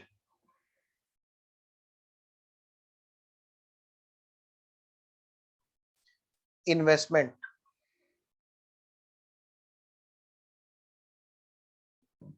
आपने एक चीज पढ़ी होगी क्विक रेशो, एक पढ़ा होगा करंट रेशो, एक पढ़ा होगा क्विक रेशो। वो जो क्विक असेट्स है उसके अंदर जो इन्वेस्टमेंट आते हैं मैं उनकी बात कर रहा हूँ। कह रहे short term highly liquid investments which are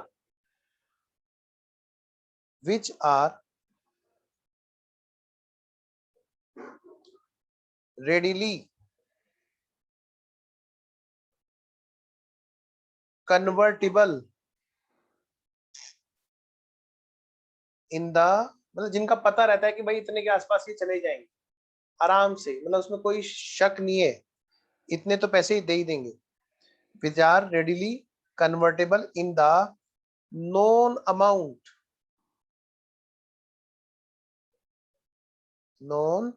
amount of cash and which are subject to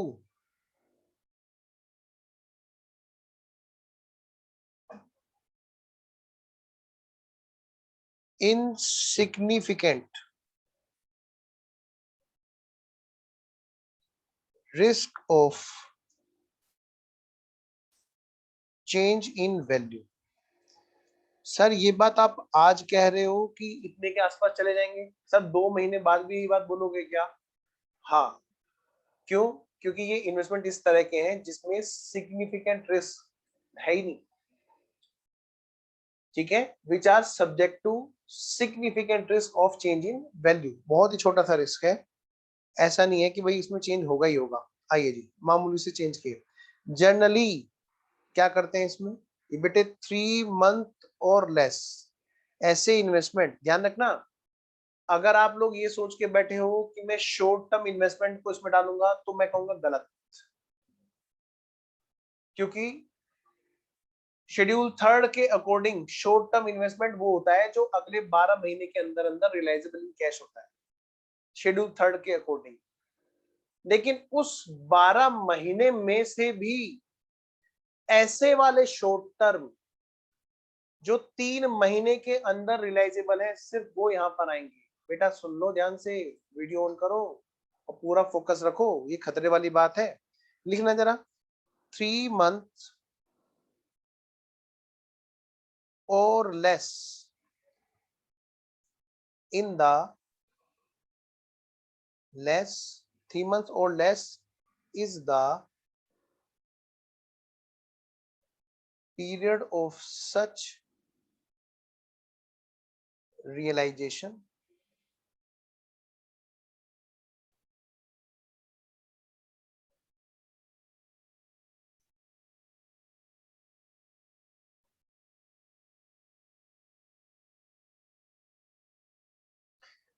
एक एग्जांपल लिखो पहले।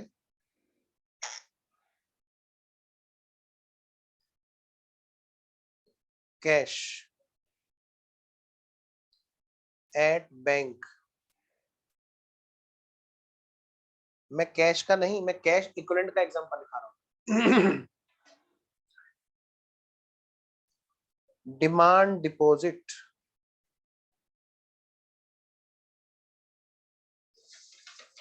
कभी भी जाओ बैंक से मांग सकते हैं, तो दैट इज डिमांड डिपॉजिट।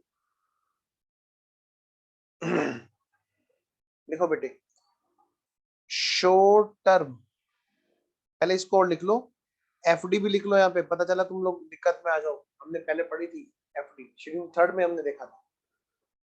क्या FD cash and cash equivalent में आएगी? एफडी यस आएगी। क्यों? क्योंकि उसको हम कभी भी जाकर के ब्रेक करा सकते हैं, हमारे पास में ये राइट है। ठीक है जी। और शॉर्ट टर्म इन्वेस्टमेंट्स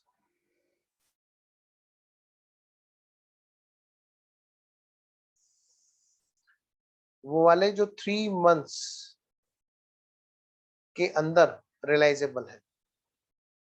तो एक छोटा सा पॉइंट यहाँ पे फटाफट से एक छोटा सा चार्ट बनाएंगे और उस पर लिखेंगे खतरा है, खतरा है, खतरा है।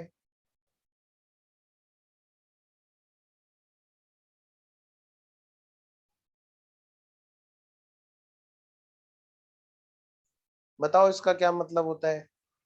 सर इसका मतलब होता है सिगरेट पीना स्वास्थ्य के लिए हानिकारक है। नहीं, इसका ये मतलब नहीं होता है, वो तो होता ही होता है हानिकारक। तो इसका मतलब ये होता है कि अगर इस बात पे ध्यान नहीं दिया तो हमारी पूरी पूरी चांसेस हैं कि गलती हो जाए। तो ऐसे इन्वेस्टमेंट्स जो इधर, एक तो है बेटे शॉर्ट टर्म इन्वेस्टमेंट्स और एक है बेटे लॉन्ग टर्म इन्वेस्टमेंट्स। हमने पढ़ रखा है जी शॉर्ट टर्म इन्वेस्टमेंट्स बेटे, लॉन्ग टर्म इन्वेस्टमेंट्स।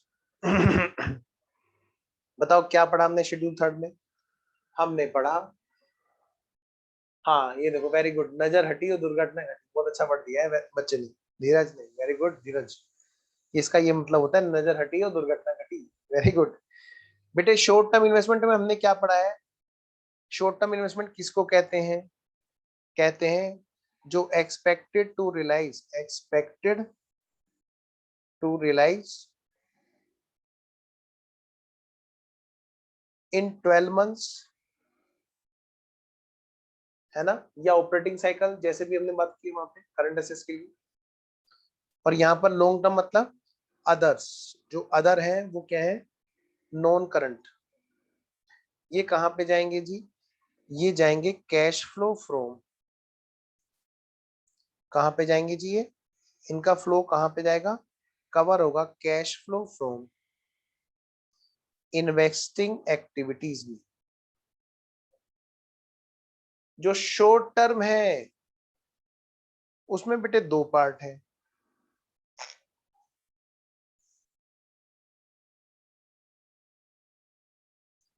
एक है यहां पर शॉर्ट टर्म इन्वेस्टमेंट, कौन से वाले? जो 3 महीने वाले हैं।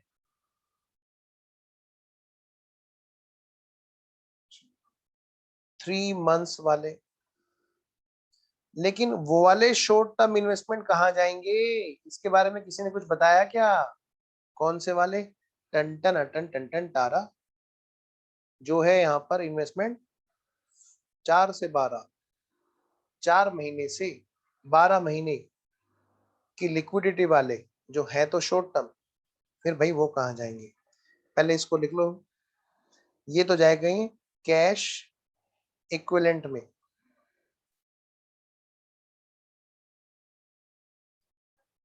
कोई बताएगा मुझे कहाँ जाएंगे ये वाले शॉर्ट टर्म इन्वेस्टमेंट? ऑपरेटिंग में?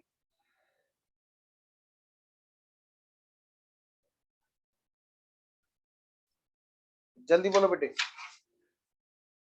ऐसे इन्वेस्टमेंट कहाँ जाएंगे जी? मैं वेट कर रहा हूं आपके जवाब का।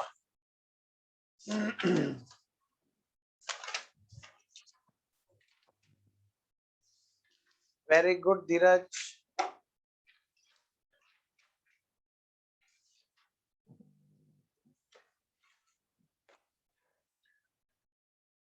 धीरज ने बिल्कुल सही बताया। अच्छा, एक बच्चा और बोल रहा है।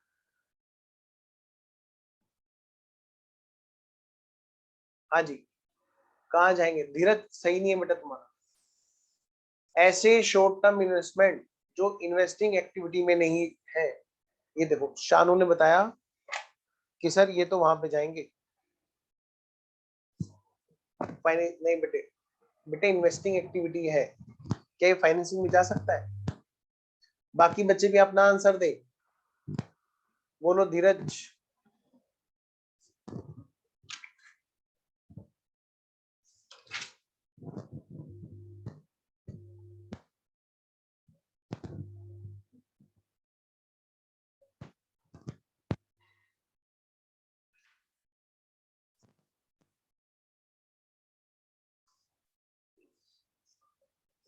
हाँ, 4 से 12 इंदल है, कह रहा 4 से 12 वाला इन्वेस्टमेंट एक्टिविटी। देखो, ये जो शॉर्ट टर्म इन्वेस्टमेंट है, इसके बारे में एक्ट बिल्कुल साइलेंट है, मतलब ये एएस बिल्कुल साइलेंट। तो ये हमारा कहाँ पे आना चाहिए, आप खुद ही सोचो भाई। करंट असेट्स जो हमारी 3 महीने वाले हैं वो तो समझ में आ रहा है, ये कहाँ पे जाएगा हमारा? ये हमारा जाएगा बेटे cash flow from investing activity में, ऑपरेटिंग एक्टिविटी में नहीं, इन्वेस्टिंग एक्टिविटी में। क्योंकि शॉर्ट टर्म इन्वेस्टमेंट जो हमारे कैश इक्विवेलेंट में कवर है तो वो तो यहाँ पे कवर है, बाकी सारे कहाँ पे जाएंगे? इन्वेस्टिंग एक्टिविटी में जाएंगे। ठीक है, आगे आओ। अब अगला हेडिंग डालो जल्दी से। अब बेटे यहाँ पर हमें करने कुछ स्पेशल पॉइंट नोट, जल्दी से मैं कुछ चार्ट बनवा रहा हूँ। हेडिंग डालो, क्या हेडिंग डालें sir? Special points for numericals, special points for numericals, जो हमें क्वेश्चन करते हुए ध्यान देने हैं। स्पेशल पॉइंट फॉर न्यूमेरिकल्स क्या क्या है सर? सबसे पहले लिखो यहाँ पे, एक तो आपका नंबर 1 इंटरेस्ट और डिविडेंड, इंटरेस्ट और डिविडेंड। पहले में इसके बारे में लिखना है, ध्यान रखना। ये पे भी होता है और बेटे रिसीव भी होता है, आपको सबको पता है। इंटरेस्ट और डिविडेंड जब हम पे करेंगे तो कहाँ लिखेंगे, जब रिसीव करेंगे तो कहाँ लिखेंगे? एक चार्ट फॉर्म में हम लोग इसको लिखेंगे। शुरू करें, आओ जी। अब लिखो मेरे साथ साथ में, जो भी बिजनेस ऑर्गेनाइजेशन है, बिजनेस एंटिटी है जिसका हम कैश फ्लो बना रहे हैं, वो हमारी बेटे 2 तरह की होती है। वो हमारी 2 तरह की होती है। Number 1, number 2। क्या सर? कौन कौन से तरह की, कैमरा ऑन रखना बेटा। एक तो है जो है फाइनेंशियल इंस्टीट्यूशन, फाइनेंशियल इंस्टीट्यूशंस जिनका काम है शेयर्स डिवेंचर खरीदना और बेचना, और बाकी हैं 4 others. 4 financial institutions, financial institutions किसको बोलते हैं, जिनका काम यही है शेयर्स डिवेंचर खरीदना बेचना। मतलब मैं इसको अंदर की बात लिखूं जिसको हम जानते हैं किस नाम से, इन्वेस्टमेंट कंपनी के नाम से।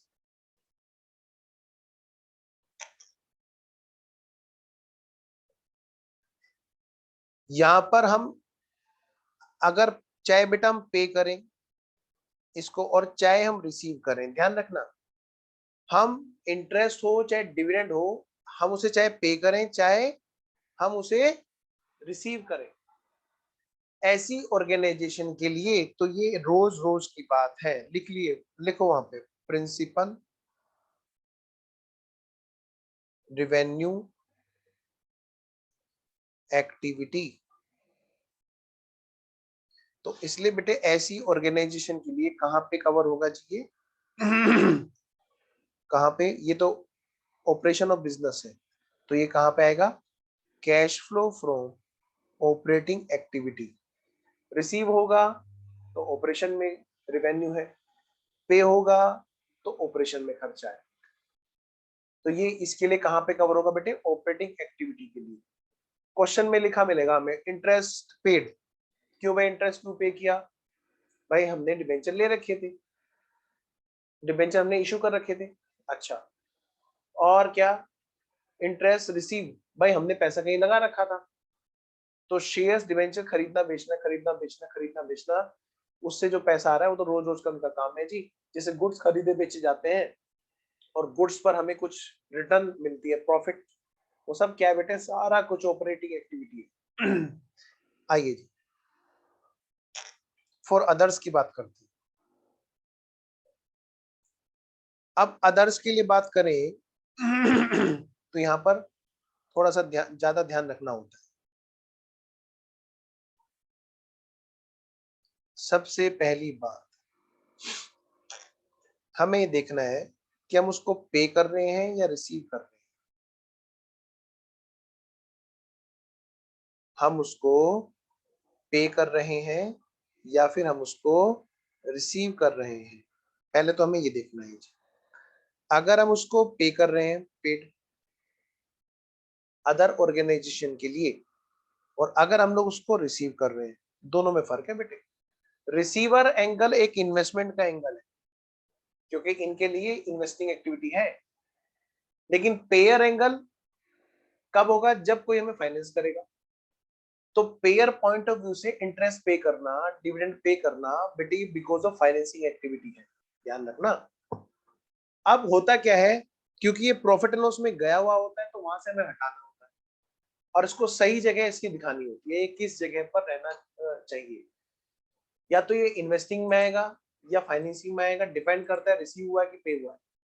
अब जब रिसीव हुआ है तो बेटे ये इन्वेस्टिंग एक्टिविटी है, क्या है ये हमारे लिए, इन्वेस्टिंग एक्टिविटी है।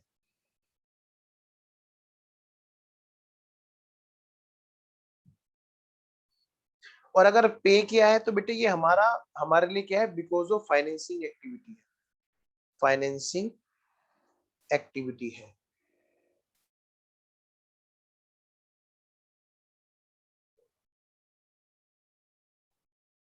ठीक है, पॉइंट क्लियर है।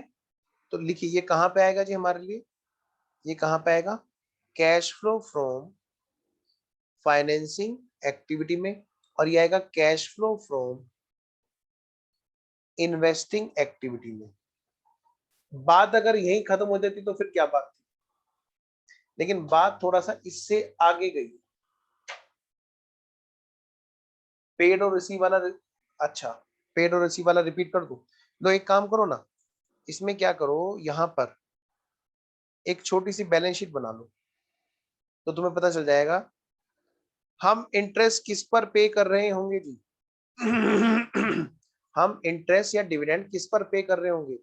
जो हमने यहाँ पर शेयर कैपिटल इशू कर रखी होगी, और या फिर हमने यहाँ पर जो डिबेंचर इशू कर रखे होंगे, हम इन पर पेड जो है ना, पेड, इसके लिए क्या करते हैं बेटा? डिविडेंड पे करते हैं, डिविडेंड पेड अगर है, और इसके लिए हम क्या पे करते हैं बेटा? इंटरेस्ट पे करते हैं। तो अगर बेटे इंटरेस्ट पेड है, तो ये जो काम है यहाँ पर पे करने का, ये बिकॉज ऑफ फाइनेंसिंग एक्टिविटी है, बिकॉज ऑफ फाइनेंसिंग एक्टिविटी। और जो रिसीव करने का काम है, ये क्या है हमारा? बिकॉज ऑफ इन्वेस्टिंग, क्योंकि यहाँ पर हमने बैलेंस शीट में कहीं पर कोई इन्वेस्टमेंट कर रखा है, इन्वेस्टमेंट। अब इन्वेस्टमेंट हो सकता है बेटे हमने किसी डिबेंचर में कर रखा हो, या फिर हमने हो सकता है बेटे किसी शेयर्स में कर रखा हो। तो शेयर्स में किया तो वहां से हमें डिविडेंड रिसीव होगा, और अगर हमने कहीं डिबेंचर में इन्वेस्टमेंट कर रखा है तो वहां पर हमें क्या मिलेगा? इंटरेस्ट रिसीव होगा। पॉइंट क्लियर है फ्रेंड्स? ओके, आओ जी, अब फटाफट से एक पॉइंट और लिखो यहाँ पे, जल्दी से एक पॉइंट लिखो बेटे यहाँ पे, TDS on interest income is equal to cash flow from investing activity as outflow, as outflow, as outflow। तो कुछ बात मैं यहाँ पे बोल रहा हूँ बेटे, उसे जरा ध्यान से सुनना, कोई जल्दबाजी मत करना, क्योंकि यहाँ पर दिक्कत हो जाएगी, वरना 101% दिक्कत हो जाएगी। लो जी बेटे, हमने कहीं पे पैसा लगा रखा था, ये रही हमारी इन्वेस्टिंग एक्टिविटी की बात करते हैं। अच्छा सर, हमने ना किसी कंपनी में पैसा लगा रखा है, ये रही वो कंपनी और उस कंपनी की बैलेंस शीट है। अगर हमने बेटा शेयर कैपिटल में पैसा लगा रखा है, तो पता है ये जो इन्वेस्टमेंट है किसमें? उनके शेयर्स में। इस पर जो हमें पैसा वापस आ रहा है वो क्या होगा? हमारे को डिविडेंड रिसीव, डिविडेंड हमारी इनकम होगी। जब गया था तो भी cash flow from investing activity, जब आएगा तो भी बेटा वो क्या होगा? हमारा cash flow from investing activity. हाँ सर, आएगा तो फ्लो है, पैसा बाहर गया तो आउटफ्लो है। आराम से, कोई जल्दबाजी नहीं। सर शेयर्स में तो कोई टैक्स कटता ही नहीं है। हाँ, बिल्कुल सही कह रहे हो। In the hands of share holder dividend exempt होता है अंडर सेक्शन 10 सबसेक्शन 15, जहां तक मुझे याद है, अदर सोर्स में। यही है क्या वरुण, धीरज? यही सेक्शन है क्या? अच्छा, तो शायद सेक्शन 115O है, जो भी है, अदर सोर्स में in the hands of share holder वो एग्जम्प्ट होता है। अब एग्जम्प्ट क्यों होता है? क्योंकि कंपनी के ऊपर सीडीटी लग रहा होता है। क्या हमारे को यहाँ पर रिसीवर पॉइंट में सीडीटी का कभी कोई क्रेडिट मिलता है? आंसर इज नो, कभी कोई क्रेडिट नहीं मिलता है। बेटा पूरा फोकस करके सुनना, बार बार मैं रिक्वेस्ट कर रहा हूँ इस जगह पे, क्योंकि ये पॉइंट चार्टर्ड को क्लियर नहीं होता, तुम्हें तो थोड़ा सा एक्सपेक्टेशन कहीं ना कहीं फिर कम हो जाती है। डिविडेंड पे सीडीटी लगता है, बिल्कुल लगता है। कंपनी पे डबल टैक्सेशन लगता है। रिसीवर के हाथ में वो एग्जम्प्ट है अंडर सेक्शन 10 सबसेक्शन 15 या 115O, मेरे को एग्जैक्ट याद नहीं आ रहा। Now come to the point. क्या उस सीडीटी पेड का, क्या उस सीडीटी डिडक्ट होने का कोई बेनिफिट यहाँ पर मिलेगा? बिल्कुल भी नहीं।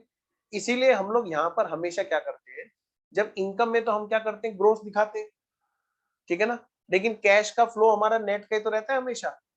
ठीक है जी, अब मुद्दे की बात पे आते हैं। जब बात होती है किसकी? डिबेंचर की। अच्छा सर, जब हमने पैसा लगा रखा है कहां पर?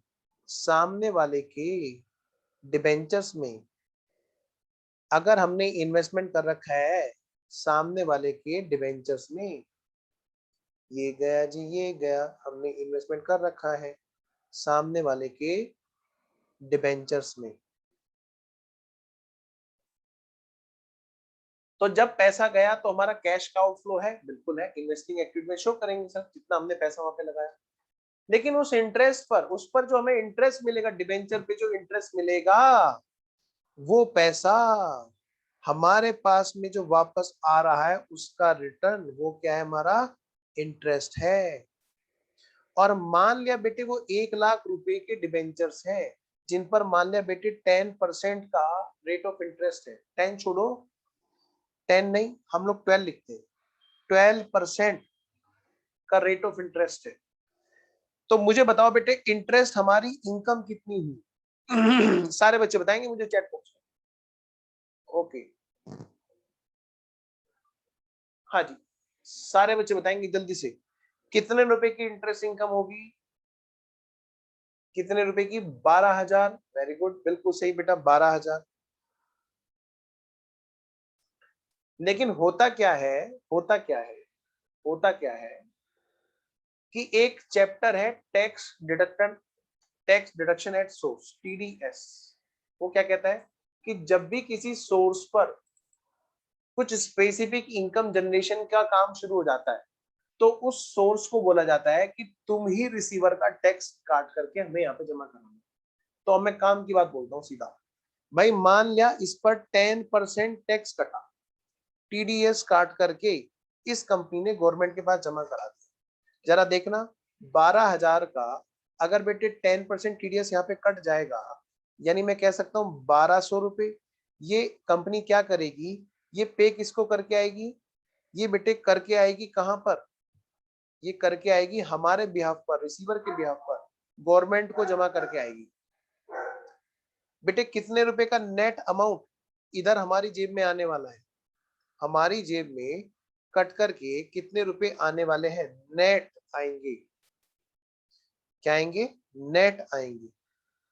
10,800 हमारी जेब में आएंगे। अब सवाल यह है कि हम इसको कैसे दिखाएंगे अपने अपने कैश फ्लो में, और किस एक्टिविटी में किस तरह से दिखाएंगे। मैं आपको एक छोटी सी बात बता दूं बेटा पहले, कि जो भी ये टैक्स कटता है ये हमेशा बेटे पैन कार्ड पे चढ़ जाता है।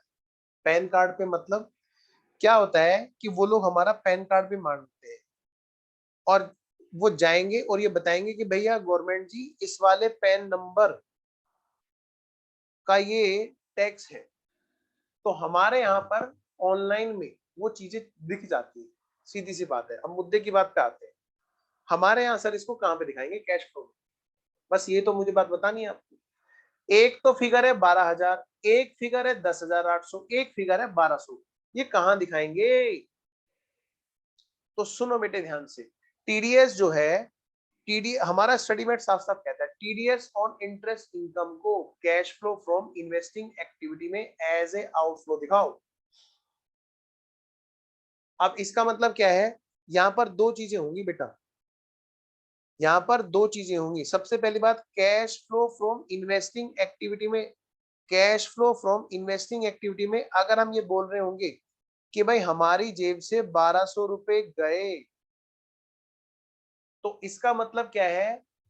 हमारे यहाँ पर कायदे से हमारी इनकम कैश में हुई कितने की थी? जब हमारा AS3 ये कह रहा है कि भाई साहब 1,200 रुपए भले उसने पे किए हो तुम्हारे ब्याह पे, लेकिन ये है तो तुम्हारे ही, गवर्नमेंट के यहाँ पर तुम्हारे खाते में चढ़ रहे हैं, तो तुम अपने यहाँ कैश फ्लो में दिखाओ उसको कि तुम्हारी जेब से गया। और यहाँ पर आप कितना दिखाओगे? इनफ्लो को पूरा का पूरा फिर 12,000 दिखाना पड़ेगा।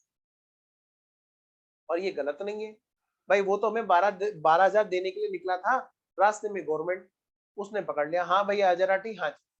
चलो मान लिया वरुण का एग्जांपल लेते हैं। वरुण गया और कह रहा है कि लाओ भाई कंपनी मेरे को 12,000 रुपए दो। बीच में क्या हुआ? धीरज मिल गया। ये रहा जी धीरज, धीरज गवर्नमेंट है, लो भाई ये रहा जी यहाँ पर धीरज। और धीरज ने क्या किया? धीरज ने कहा हाँ भाई टैक्स नहीं दे रहा, बहुत मजे आ रहे तेरे हैं, जाके करके अभी ब्याज लेके आने वाला है ना, मैं यहीं खड़ा हूँ रास्ते में, घर तब जाने दूंगा जब तू पैसे मेरे को दे देगा टैक्स के। बस बेटे फिर क्या था, ये बेचारा जैसे ही कंपनी से बाहर लेके निकला 12,000, तो मतलब इसकी जेब में कितने आ गए? जल्दी बोलो, 12,000। तो ये इसके लिए क्या बन गया? वरुण के लिए कैश का इनफ्लो। क्या बन गया? कैश का इनफ्लो। हाँ, लेकिन साथ के साथ में धीरज ने वसूल भी लिए 1200, तो भाई इसके लिए 1200 क्या बन गया, कैश का आउटफ्लो। तो हम यहाँ पर ग्रोस अमाउंट को इनकम में शो करेंगे और जो टीडीएस की अमाउंट है हम उसको एज ए आउटफ्लो दिखाएंगे। ठीक है, उम्मीद है आपको ये बात क्लियर है। प्लीज बेटे इसको एक बार नोट करो जल्दी से सारे बच्चे, ये पॉइंट बहुत बहुत इंपॉर्टेंट है और आप तो छोड़ो, कई बार चार्टर्ड को भी क्लियर नहीं होता है। पूछ के देख लेना आप अपने, कहीं कोई फ्रेंड ऑफिस में हो ना, कसम से आप पूछ के देखना, बता इसको कहां दिखाएंगे। मैं कह रहा ना हिल जाए ये और बोल देना कि अपने बॉस से पूछ के बता चल।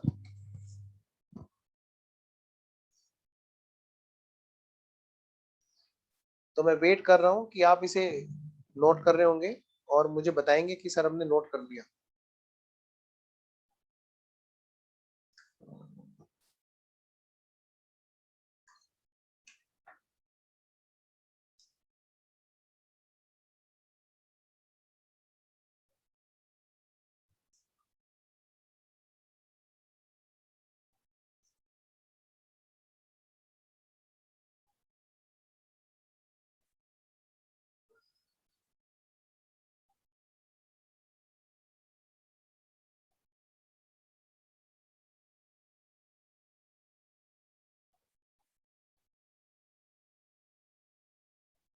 ओके जी, हाँ जी समय। Okay okay okay okay okay okay, बोलो प्रिंस पूछो। सर मैं ये कह रहा था कि हम cash flow from investing activities में 12,000 तो ऐड कर रहे हैं और फिर 1200 ही लेस कर रहे हैं, हाँ तो सर बेटा, क्यों ना हम नेट 10,800 दिखा दे। मैं यही कराता था प्रैक्टिस, लेकिन हमारे AS3 में ना ये बात आ गई, ये बात आ गई। उन्होंने कहा कि इसको एज ए कैश आउटफ्लो दिखाओ। मैं आपको दिखाता हूँ ना, हम कोई भी बात करेंगे तो हम वो बात करेंगे जो हमारा स्टडी मेट कहता है, AS कहता है। अच्छा ये पुराना खुल गया, मैं आपको दिखाता हूँ, ये बात हमारा स्टडी मेट कहता है।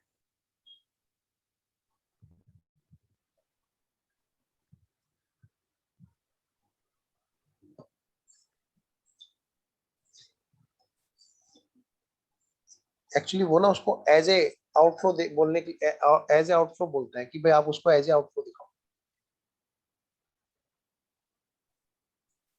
ये रहा,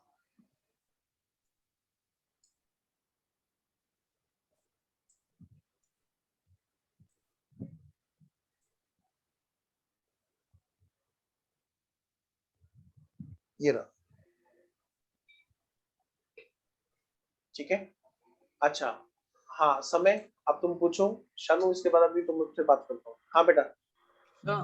तो जैसे ये चैप्टर 12th में भी था कैश फ्लो स्टेटमेंट का। चैप्टर 12th में, हाँ सर ये 12th में भी था, तो हाँ सर ये 12th में सेम ही, हाँ तो सर ये सेम ही चीजें होंगी उसमें भी या डिफरेंट कुछ होगा। नहीं डिफरेंट, मैं बताता हूँ। कुछ चीजें ऐसी हैं जो 12th में ना, वो मतलब बच्चों लेवल वाली बात है कि वो चीजें वहां पर उतनी गहराई में नहीं है। हाँ सर।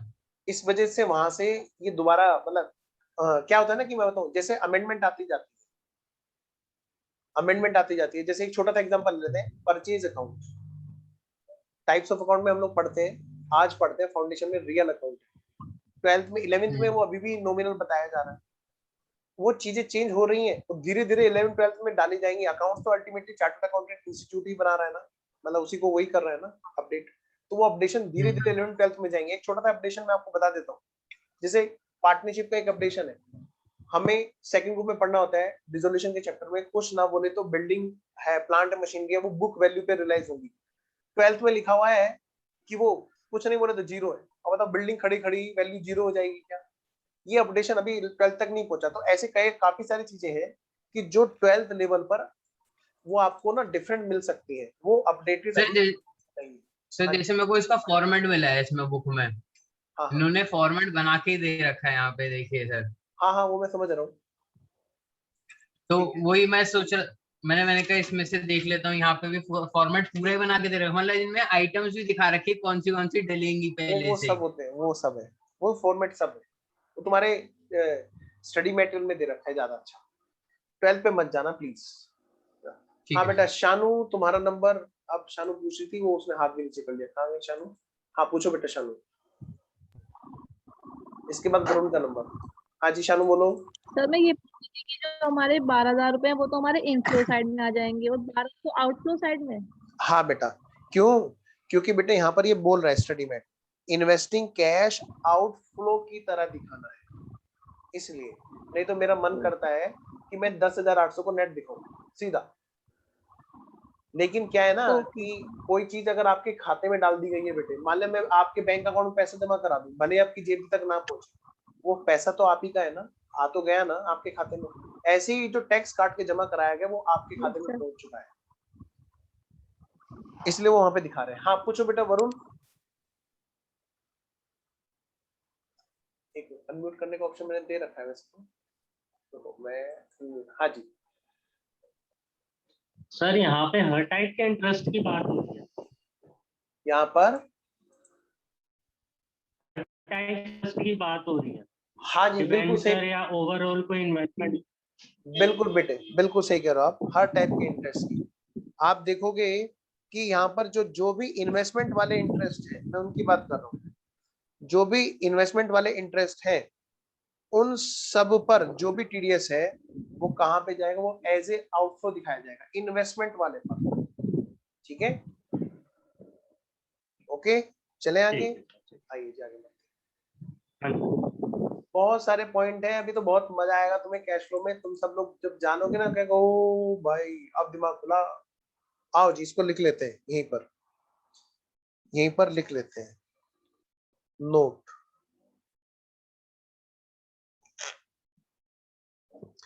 लिखे बेटे इसी के नीचे।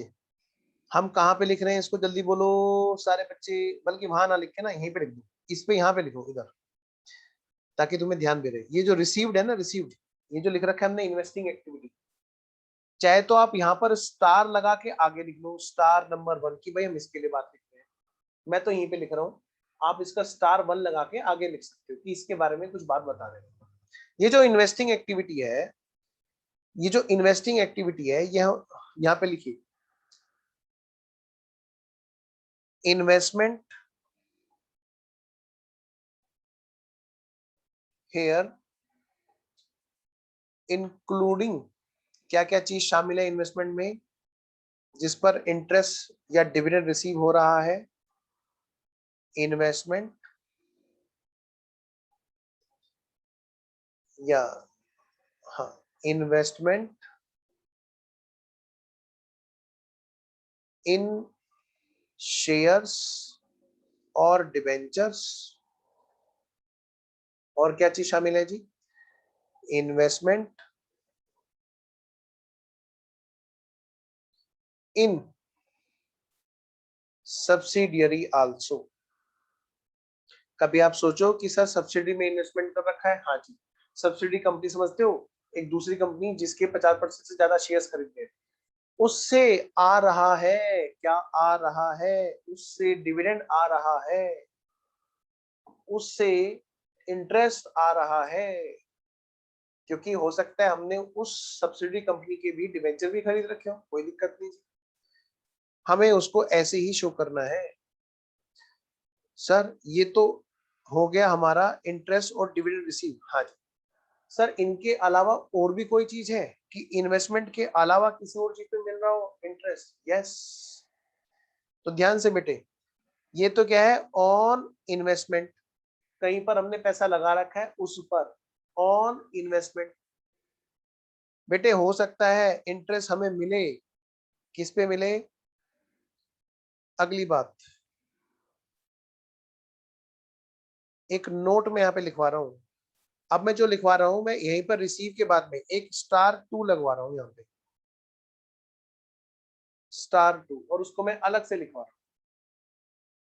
ठीक है लिखो जी उसको, क्या लिखें सर, ये हमारा एक नोट है जिसका नाम है स्टार 2, लिखाओ सर, लिखो जी।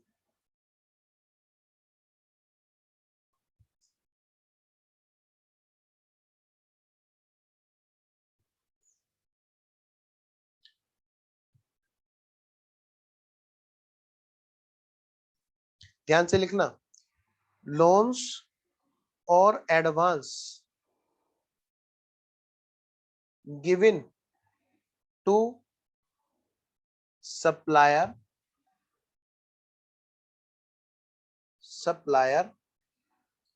और employ is not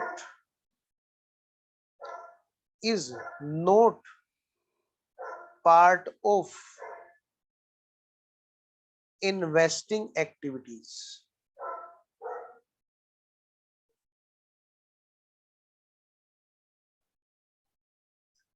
Comma, such are part of operating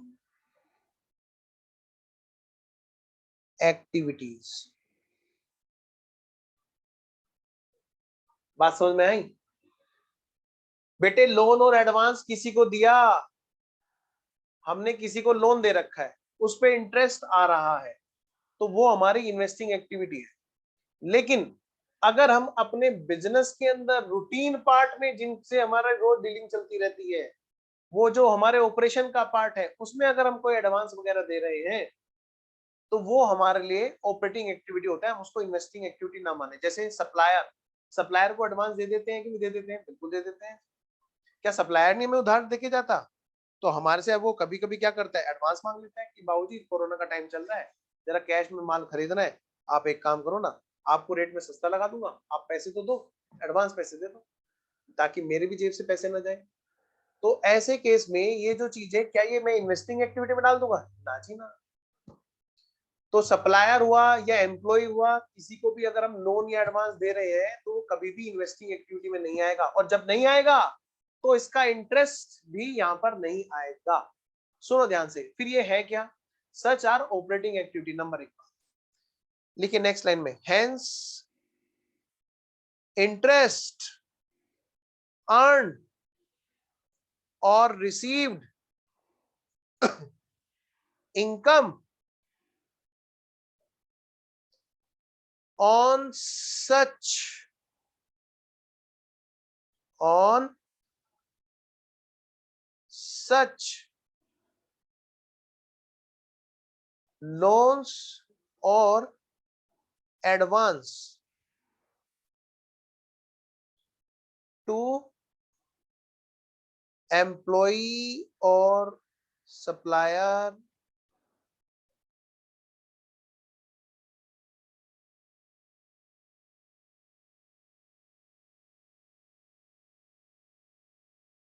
will not be part of investing activity. कभी पता चला आंख बंद की और हम लोग शुरू हो गए, अच्छा इंटरेस्ट रिसीव, ठीक है, उठाओ डाल दिया हमने कहां पे, इन्वेस्टिंग एक्टिविटी में। अच्छा इंटरेस्ट रिसीव डाल दिया, पहले देखेंगे वो इन्वेस्टिंग एक्टिविटी का है भी कि नहीं। पता चला बिजनेस के ऑपरेशन में हम एक दूसरे को जैसे एडवांस लेते देते हैं, अगर वो उसका पार्ट है तो वो ऑपरेटिंग का पार्ट बनेगा। यानी कि अगर सप्लायर ने हमारे से पैसे तो ले लिया एडवांस और टाइम लगा रहा है, तो वहां पे हमने बेटे एफएम में भी पढ़ा है, फाइनेंशियल मैनेजमेंट में भी पढ़ा है, डेटर्स मैनेजमेंट और बहुत सारी चीजें, वहां पर हम क्या करते हैं, डिले होता है तो हम उससे इंटरेस्ट चार्ज कर लेते हैं, भैया तेरे पेनल्टी चार्ज करेंगे हम, इतने का परसेंट का इंटरेस्ट लगाएंगे, इतने दिनों के बाद में डिले करेगा तो बेटे ये ऐसी चीज जो है, तो hence interest received or earned income on such loans and advance will not form part of investing activities, rather such interest will be part of operating activities। एन क्या हो रहा है जी? ठीक है,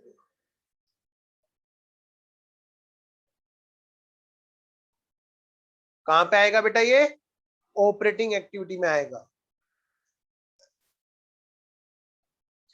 सर यहाँ पे भी टीडीएस कट सकता है क्या? हाँ बिल्कुल बेटे, इंटरेस्ट के ऊपर टीडीएस है, उसे इस बात से मतलब नहीं होता डिपार्टमेंट को कि वो इंटरेस्ट कौन से वाला। यहाँ पे लिखो एक और चीज, फिर से खतरा है खतरा है खतरा है, सर कैश फ्लो तो कुछ अब थोड़ा अजीब सा दिखने लगा है, हम तो बड़े मूड में थे कि तो वही 11-12 वाला है। हाँ बेटे, अब आप बड़े हो जाओगे, मैं आपको बहुत तसल्ली से कराने वाला हूँ कैश फ्लो, एक एक चीज। आओ बेटा लिखो, टीडीएस ऑन सच इंटरेस्ट। अब ये जो टीडीएस है ये सच इंटरेस्ट है, हाँ जी, इसमें भी तो काट लिया गया उन्होंने टीडीएस, हाँ जी। सच इंटरेस्ट विल, बेटे उसको कैश आउटफ्लो की तरह दिखाएंगे, हाँ जी। Will also be shown, also हटाओ यहां से, will be shown as operating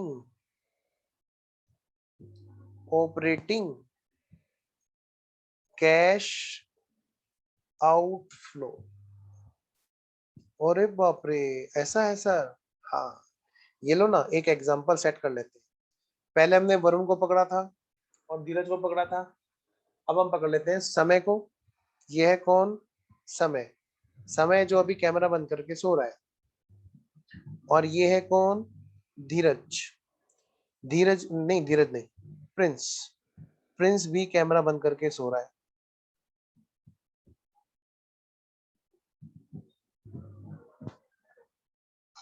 और नलायको, शैतानो, जल्दी खोलो। हाँ, प्रिंस ने तो खोल लिया। कहाँ गया समय? हाँ, ये फंस गया आज, देखा मैं कह रहा था ना। हाँ, ये बाहर कहीं घूम रहा है, ये क्लास के बाहर, कैमरे का ये बड़ा वो नालायकी बन रहती है, बस शटर डाउन करो। हाँ, ये बोलता रहेगा बोलता रहेगा बोलता रहेगा। हाँ, ये आ गया ना, देखो। हाँ, मैं ये कह रहा हूँ, समय प्रिंस से माल खरीदा करता है। प्रिंस ने कहा देख भाई बहुत हो गया, यारी दोस्ती अपनी जगह, बिजनेस अपनी जगह, मेरे को पहले एक काम कर ले, पहले मेरे को advance they, first you give me advance, advance पैसे दो। कितने के? 1 लाख रुपए आप मुझे एडवांस दो बिजनेसमैन जी, तब मैं आपको माल दूंगा। तुम मुझे पैसा दो, मैं तुम्हें माल दूंगा। अब हुआ क्या, तय हुआ कि 1 मंथ में, 1 मंथ में अगर नहीं डिलीवरी हुई तो भाई इंटरेस्ट लगेगा और सीधा 10% लगेगा। मतलब माल तो बाद में बेच के कमाऊंगा, पहले मैं तुम्हारे से कमाऊंगा। अब हुआ क्या, ठीक है, प्रिंस ने भी जोश जोश में हाँ बोली कि ठीक है भाई, अगर ऐसी बात है, डन, बनाकर डन। तो बस क्या था, प्रिंस चला गया बुलंदशहर।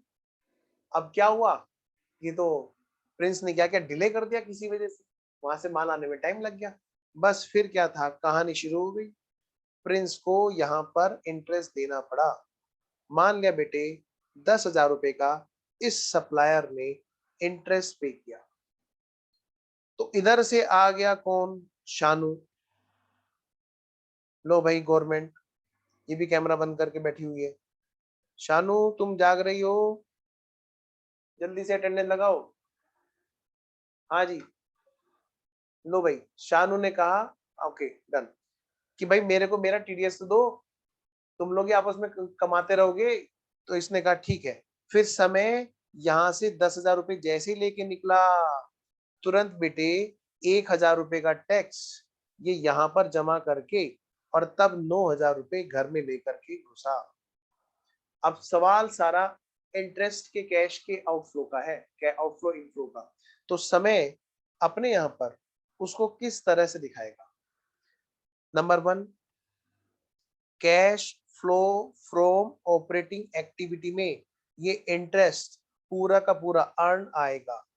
कितने का बेटे? पूरे 10,000। कितने? पूरे 10,000। अच्छा सर, ये बात है। हाँ बेटे। अच्छा, और क्या होगा? दूसरी बात ये होगी, cash flow from operating activity में ही यहां पर ये टीडीएस का फ्लो दिखेगा, आउटफ्लो 1,000। यानी सीधा 9,000 लिखना अलाउ नहीं है, 10 आया और 1 गया, पूरा दिखाना पड़ेगा। ठीक है जी, चलिए तो अभी मैं आज क्लास को यहीं पे रुकूंगा, क्योंकि फिर 11 बजे दूसरी क्लास है। ऑनलाइन क्लास में थोड़ा सा छोटी क्लास करनी पड़ती है, वरना फिर ना दिक्कत हो जाएगी। चलिए मैं क्लास को, अच्छा प्रिंस कुछ पूछ रहे हैं, पूछो प्रिंस। सर ये जो मतलब अभी इससे ऊपर वाला जो करा था हमने टीडीएस ऑन इंटरेस्ट इनकम, इसमें जो cash flow from investing activities में 12,000 और 12,000 ऐड करा था, और मतलब और आउटफ्लो दिखाया था 1,200। तो बेटा वो सर ये इन्वेस्टिंग वाला, में था, हाँ वो इन्वेस्ट, इन्वेस्टिंग सर में इन था। दोनों इंटरेस्ट में डिफरेंस क्या था वो एक बार पता ना, वो मैं कंफ्यूज हो गया। अच्छा बेटा, डिफरेंस है बाबू कि हमने किसी और जगह पर पैसा एज ए इन्वेस्टमेंट किया कहीं, ओके पहले वाले केस में वो इन्वेस्टमेंट ओके था। ओके, और यहाँ ठीक है पे ओके, क्या ये है, बात ही नहीं। वो सप्लायर को एक एडवांस था बस, और सप्लायर को बेटे एडवांस देते रहते हैं, ऑपरेशन का पार्ट है, बिजनेस के ऑपरेशन का पार्ट। तो ऐसा इंटरेस्ट जो इस ओके सर, ऑपरेशन के पार्ट पर आ रहा है वो ऑपरेटिंग में आएगा। डाउट ओके है? हाँ जी हाँ जी सर, ओके। और कोई डाउट किसी बच्चे को पूछना है? चलिए तो मैं क्लास यहीं पे ओवर करता हूँ जी।